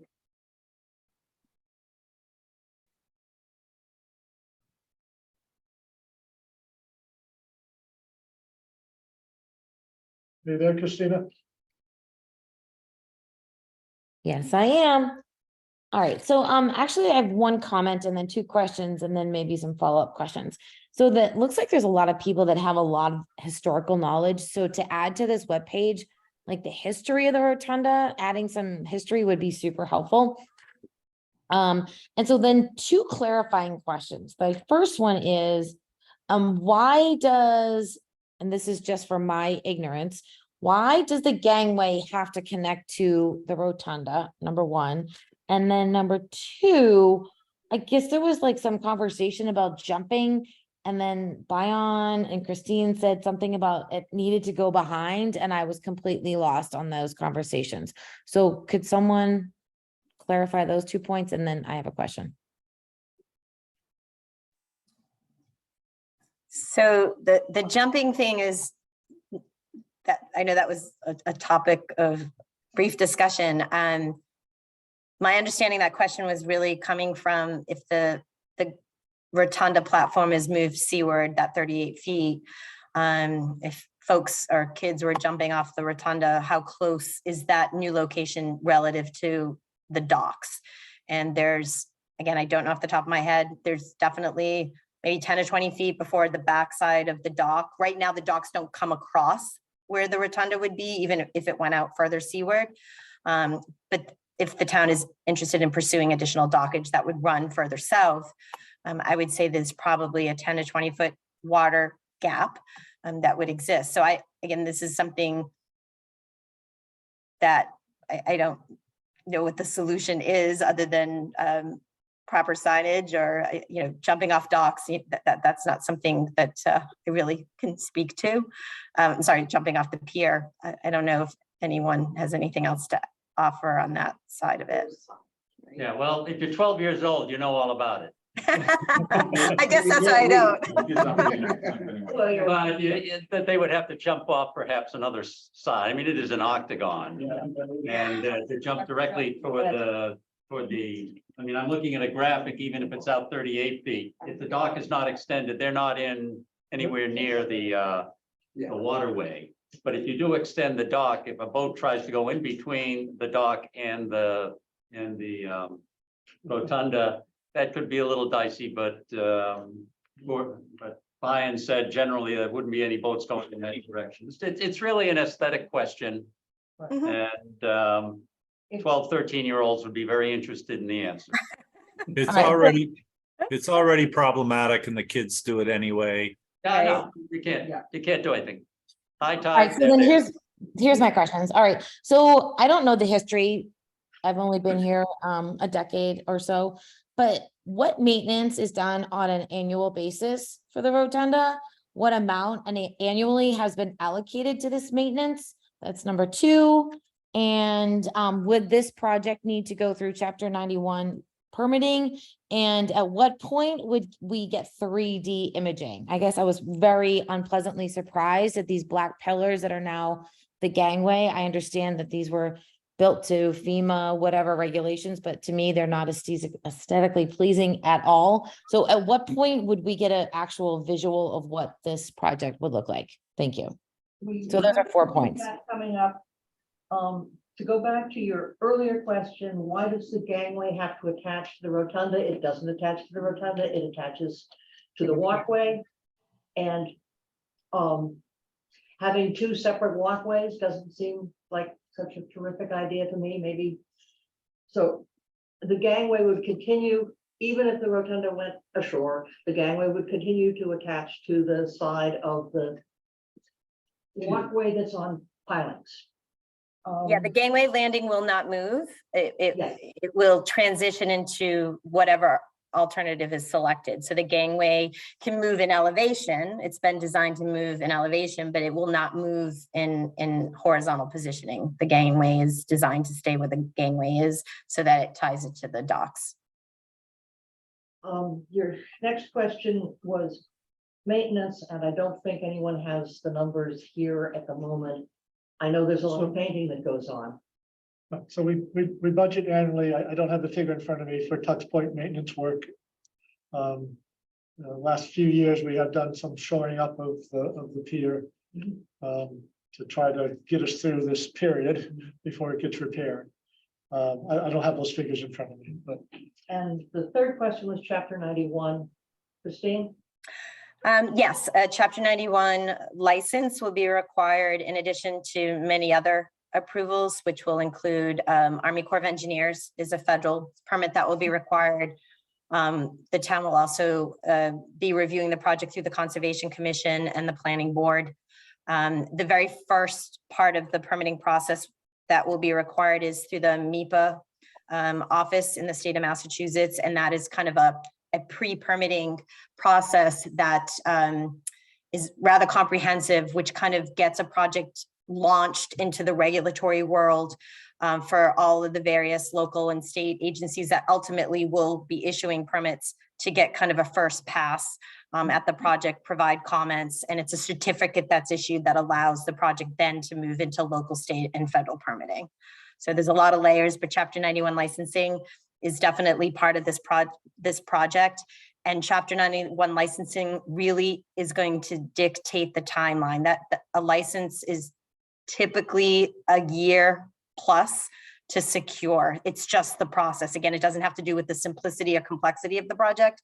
It's just the timeline. It's a very long process, requires signatory from the governor's office. So that really is the meat of the timeline of your permit window. When we talk about that 1 to 2 years of getting through the entire thing, the Chapter 91 license is the longest review period that's required to get everything that you need to build this. Christine, you said you had questions or the comment. Is there? Oh, so Yeah. my other follow-up questions were the Chapter 91, the 3D imaging, because those black pillars right now, when will we actually get like a true visual of what the decided or what the like final two? We have some that were produced for us by citizens, and when the questions on the presentation, this presentation are done, we will go on to that. Oh, great, Are there thanks. questions? Sarah Pierce. Okay. Yes, hi, thank you. Sarah Pierce, 9 Friend Street. I just wondered, Anne, you had mentioned that the rotunda was farther out originally, but since it's been in the place it is now, how many times have the timber piles been replaced since it's been in its spot it is in now? It was replaced, I believe the timbers were replaced when it was rebuilt for the 350th. 1971. I was gonna say early 70s is what you're seeing now. So when was the original structure built? 1896-ish. 96, okay. And I guess I was wondering also about the potential of pushing that out 38 feet into the harbor. That seems to be one of the most expensive options. And what is really the reason or benefit behind doing that? Well, I can tell you the reason it is an option. There was a resident who suggested that there might be a cost savings in building the substructure, putting in the pilings, the framing,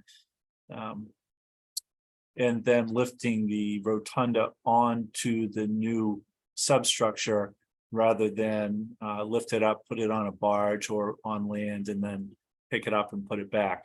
As Christine pointed out, that's really up to a contractor to decide if that would be the route they would go and if there would be a cost savings. Knowing that it was once upon a time further out, I thought that might make it a little more historically accurate as well. Okay, and Christine had mentioned at one point that the rotunda would have to be dismantled in order to proceed with a certain route of what you're deciding to do. Which of the 4 choices does that apply to? All of them. For us to rebuild the pier, that gazebo is going to have to be dismantled and put back together on all of them, and including obviously if you're relocating the structure on land. I mean, that's the most obvious one. Right. But yeah, in order to get a new pier structure constructed, I think going back to the question about the 38-foot extension, and certainly if this is one of the alternatives that the town is interested in pursuing, we would likely take more conversation with those that do this type of work. We just haven't had those conversations yet. Again, this is a very early initial phase development, but to see if in fact there's some benefits so that less of that structure would have to be dismantled and more of it could be moved holistically onto the new deck.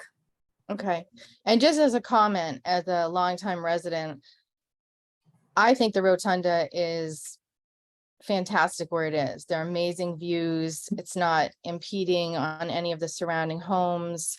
It's easily accessible now by people who would need to access by wheelchair. I would seriously look into what we really need to do to make it structurally safe, yet preserve the historic and iconic value that it has. Thank you. Christopher Glass, I think I stand up again.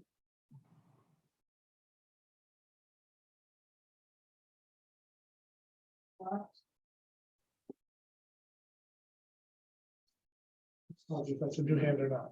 Okay. Maybe it's an old hand. It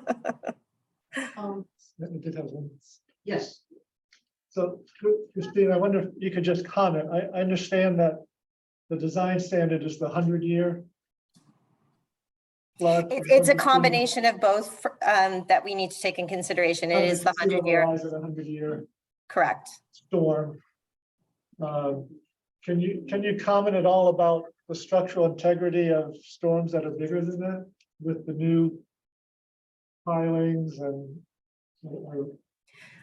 So it will be. Are we not really? Is the rotunda itself at high risk, even with the new pilings?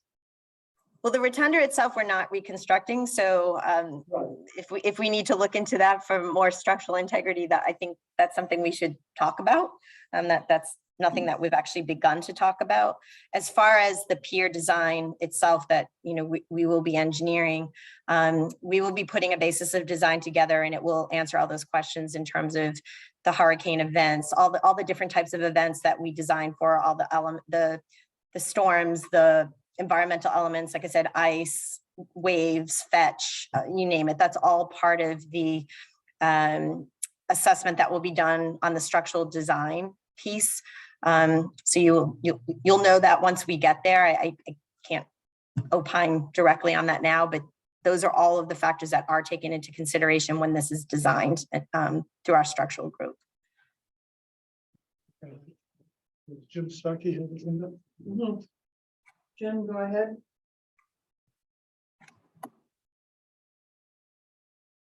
Okay, Jim Starkey, 13 Tux Point Road.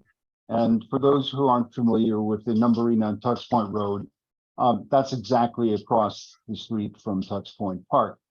So this is something that is very near and dear to my heart. The critical aesthetic here is not what the rotunda looks like from the shore, but what the ocean looks like from the rotunda. The reason the rotunda exists, as Ann pointed out, was that when the yacht club built a clubhouse that blocked the view from the Chowder House, which was on the beach, approximately where the rotunda would go if we decided to beach it, that was unsatisfactory. There's a great advantage to, I don't necessarily believe in the human soul, but looking at the ocean is good for the soul. There's just no question at all. And people go out to the rotunda and they just sit up there and they look out. And it's inspirational, it's soothing, its ideas flow. And I know this because I do it every day. And just looking, come to your point. Come my point. It will be better if it were extended. Thank you. Farther out, it would be a better view of the harbor, and I think a better view of the rotunda from the shore. Thank you.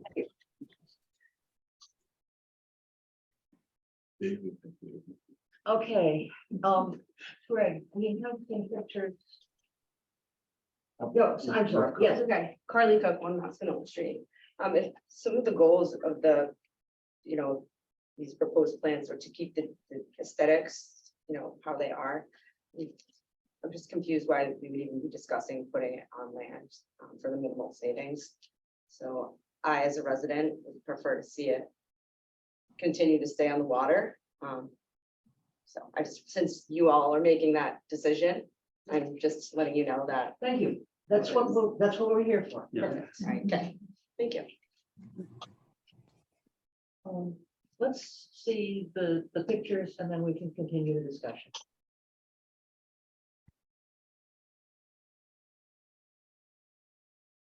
So I'll speak to them when you're ready.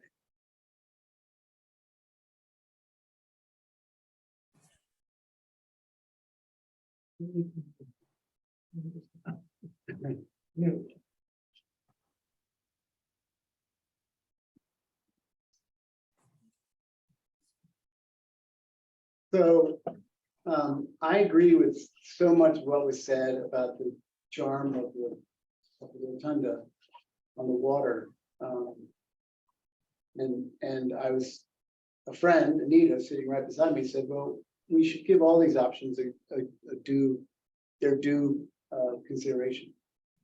So as a former architect, I went to the knoll to see what we could go to another picture, that would be great.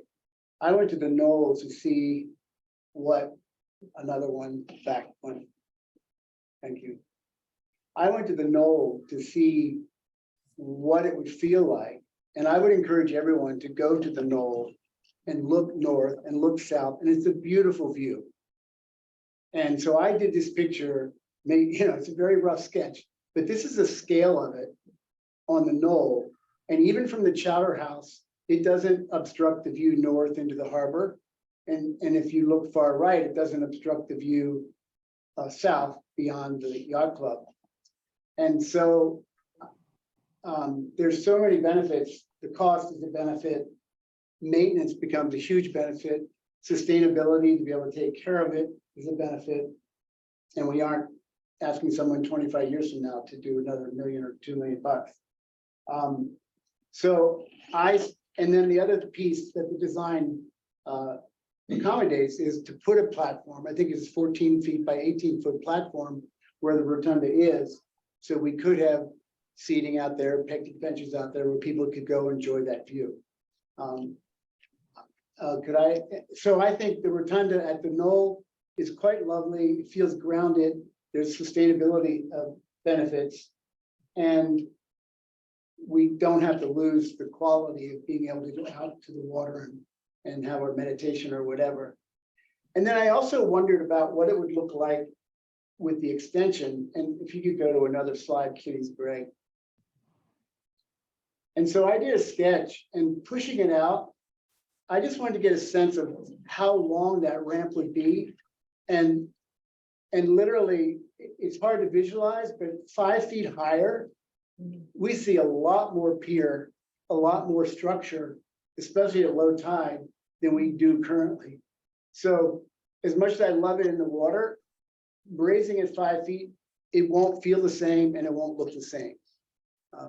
Yes. One alternative, which you haven't included, there's a skirt currently which comes down. It's fairly short, but we could certainly make the skirt that much longer and Sure, wide. but the skirt then is below the water.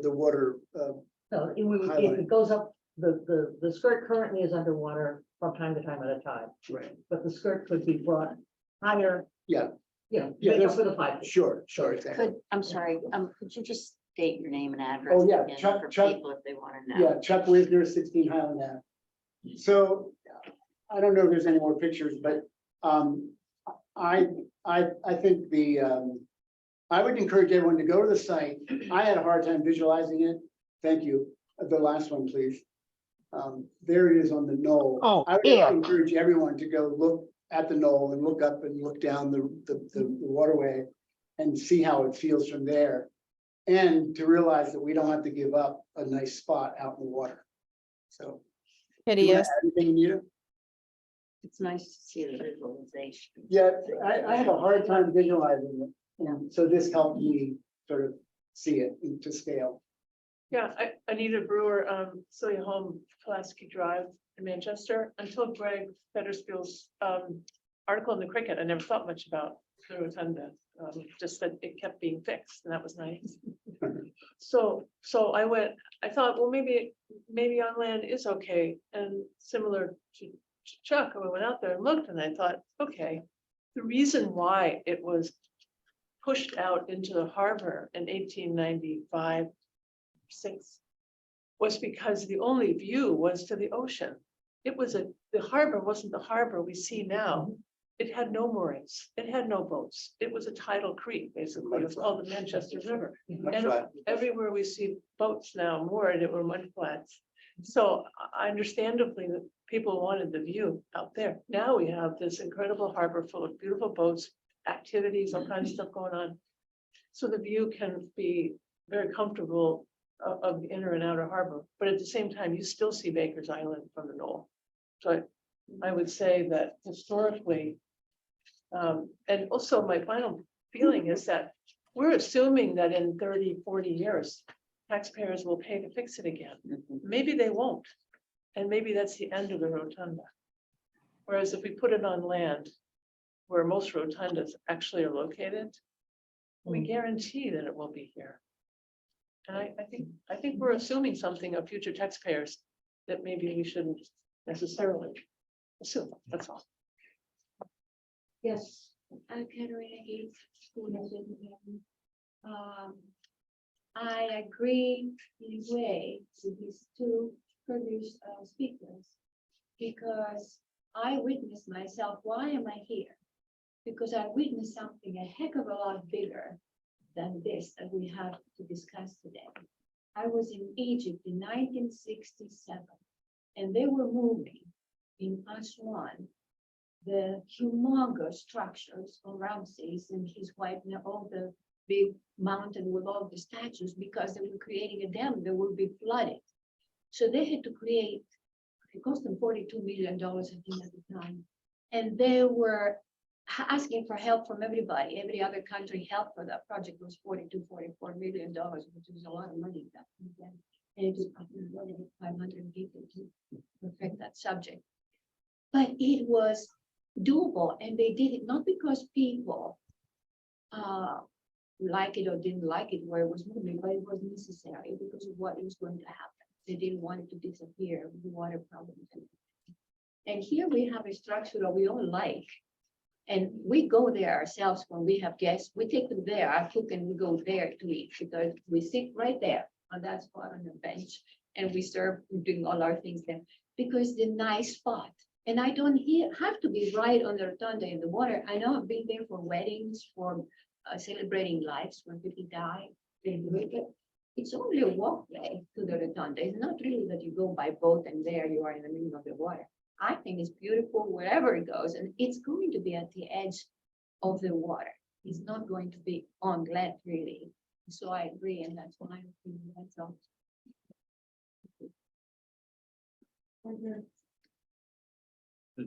Yes. Doing comments now on the. Comments? Okay. Yes. Chuck Oden, yeah. Mark Factor Road, Manchester.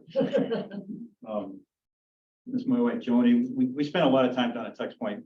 Almost every day we're down there, take the kids, the grandkids. So we have a big investment in there. It seems to us that, I gotta read some of this. but- Please go ahead. Okay, it seems like the preferred approach would be to keep the rotunda wherever it is right now. It's where everyone has seen it, everyone's used to seeing it there. And it's like, having the rotunda there is like a Manchester icon, just like the church steeple. I don't know, depending on who you talk to. It seems like a good concept, keeping it out there with the incremental height changes. That's a pretty clever concept of gradually raising the rotunda itself. I think increasing the height gradually allows them to reassess at that time, the second time. Should we go further or less? It gives them that flexibility. It's not bad. And also keeping it where it is maintains the room between the rotunda and the docks. Getting into those inner docks is an important thing to some of the boaters when the outer docks are pretty crowded. So it's nice to have that room there. I don't think moving the road, with all respect. I don't think moving the rotunda onto land is a good idea. I think we'd be losing the rotunda as an icon. It's just going to be another structure on land. I do think it's gonna, I was down there this morning, probably walked right by you. And on the knoll, it does provide a pretty big obstruction in the middle. You can see on either side, but it's still a pretty big obstruction. And it seems like it would be a new structure rather than a repair of the rotunda, does that change how they do permitting? You can't do that with your house, I don't think. You can't just put another house somewhere else on your land without going through big permits.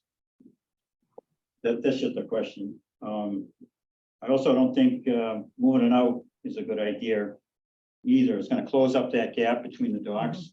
It's a 17-foot gap without a boat parked there, so it's gonna be tough getting into those inner docks. I'm sorry to interrupt you, but I think you're thinking about docks that don't exist. Well, no, if you look at the corner of the end dock right now where the MSA is, it's that, I cartooned up a picture, and sent it. There's gonna be about 17 feet in between there. That's with no dock, no boat tied up there. So it's gonna be tough getting in there if there's any wind or anything like that. So, and I think one of the selling points when we moved the docks further out was to increase the gap between the rotunda and the docks. Now we're gonna close that up by moving it out, so. It's just our 2 cents. We should think it should stay where it is. Thank you. Greg, is there anybody else? No. Yeah, and with all due respect, I just, somebody good thing, Chuck Wisner, 16 Highland Avenue. I think the thing I'm concerned about is if when we raise it 5 feet, it won't look and feel the same. And I tried to make a drawing, I'll make others if I need to, because that elevation is quite a big difference. And the ramp becomes more obvious. Anyway, that's one objection I have. Like, what would it really feel like? And maybe better visuals in my silly sketches would do well. The only thing I would say is this picture is showing low tide. It's going to show a bigger difference at low tide than it does at high tide. And one of the reasons we're talking about raising it, because when king tides come, the water goes up not only against the skirt, but over the skirt and over the entranceway. Yes, you are going to see more, but I mean, if you take a picture of it at low tide now, there's mud.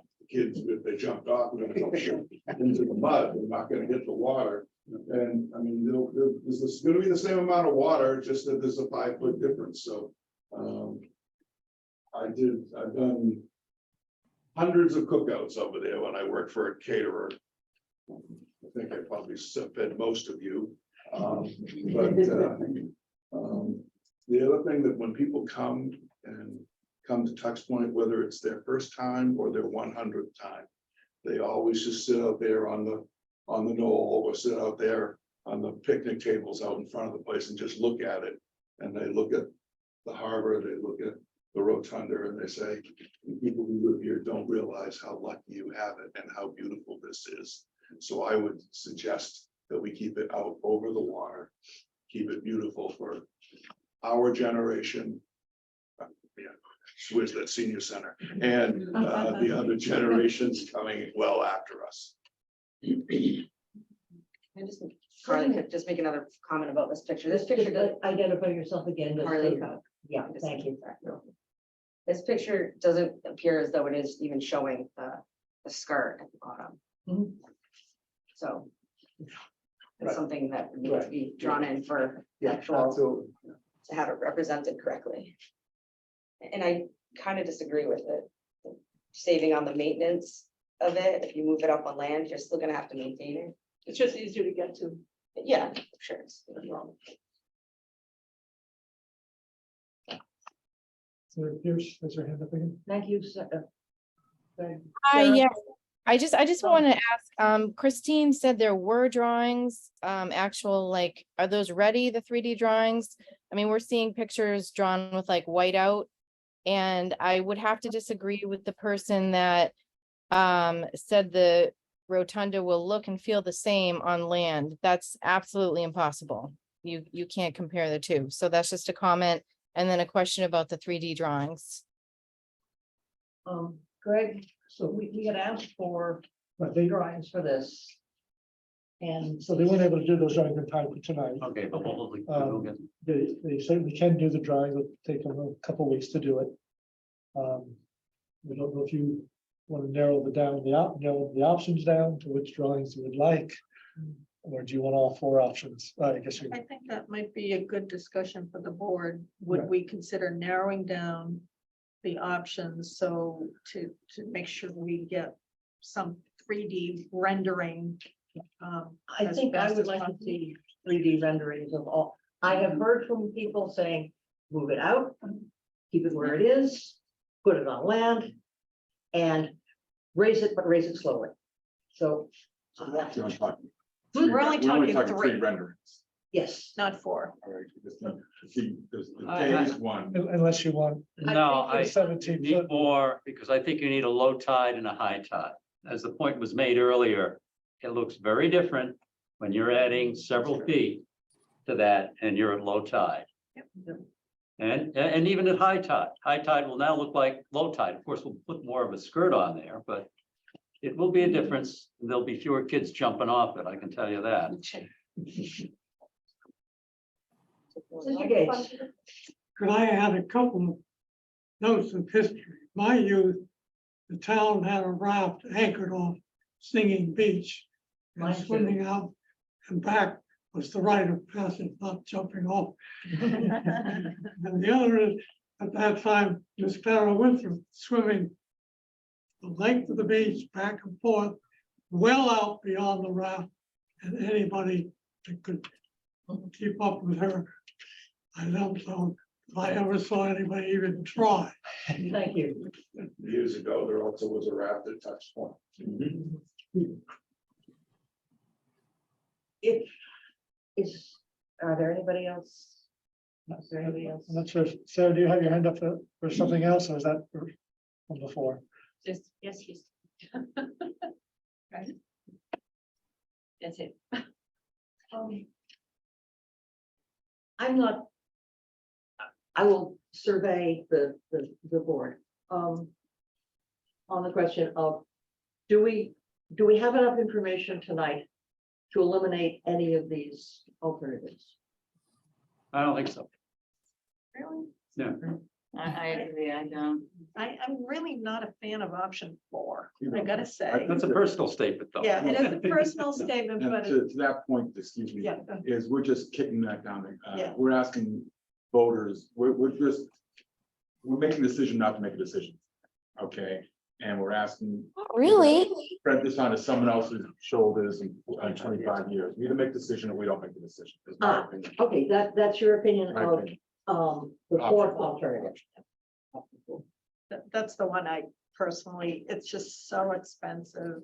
And this is current estimate of the cost. Anytime you talk about doing something, very expensive now, and then you've got another big expense in 25 years, I think it was. I just think financially it's not a prudent decision, given the facilities master plan that we're going to review and the tens of millions of dollars of other structural considerations that are going to come across this board. I'm not a fan of option 4. I would like to take that off the table. Yeah. I am a fan of option 4. Okay. Okay, for a couple of reasons. I think we can go up in stages. This 25-year deal, I think if you deal with composite materials for the decking, kind of goes away. The water rise is questionable, and in 25 years, I don't think that's driving the increase in height. The 25-year period is being driven by wood. And, it could be that in 50 years, I don't know. I mean, depending upon what you want to see, the water goes up 2 or 3 inches every decade, or maybe it goes up 5 or 6 inches or 7 inches, but it goes up. It's going to take many decades before it becomes a problem for this. And it's not going to be in 25 years, I don't think, if we go with composite.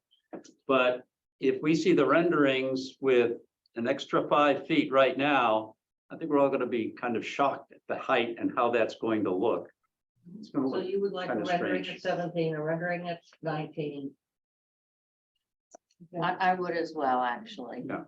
I don't necessarily agree with all the reasons, but I would like to, I would not like to take that off the table yet. Well, this has been very decisive. Eminently not. And once again, thank you very much for doing those renderings. They're very helpful. They're Very helpful. Yeah. very helpful. And at this point, I would take a motion to adjourn. So moved. Is there a second? Second. Becky? Yes. Brian? Yes. Kathy? Yes. Anthony, yes. And John says yes.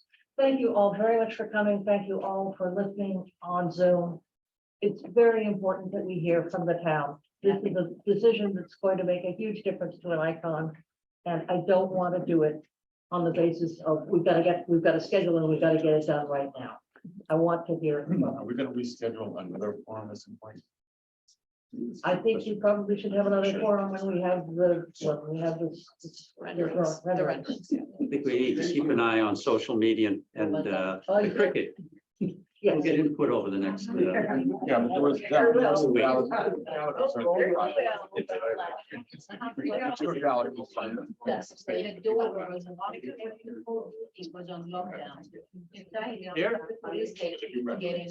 That was a problem last night at a meeting. We got to get in.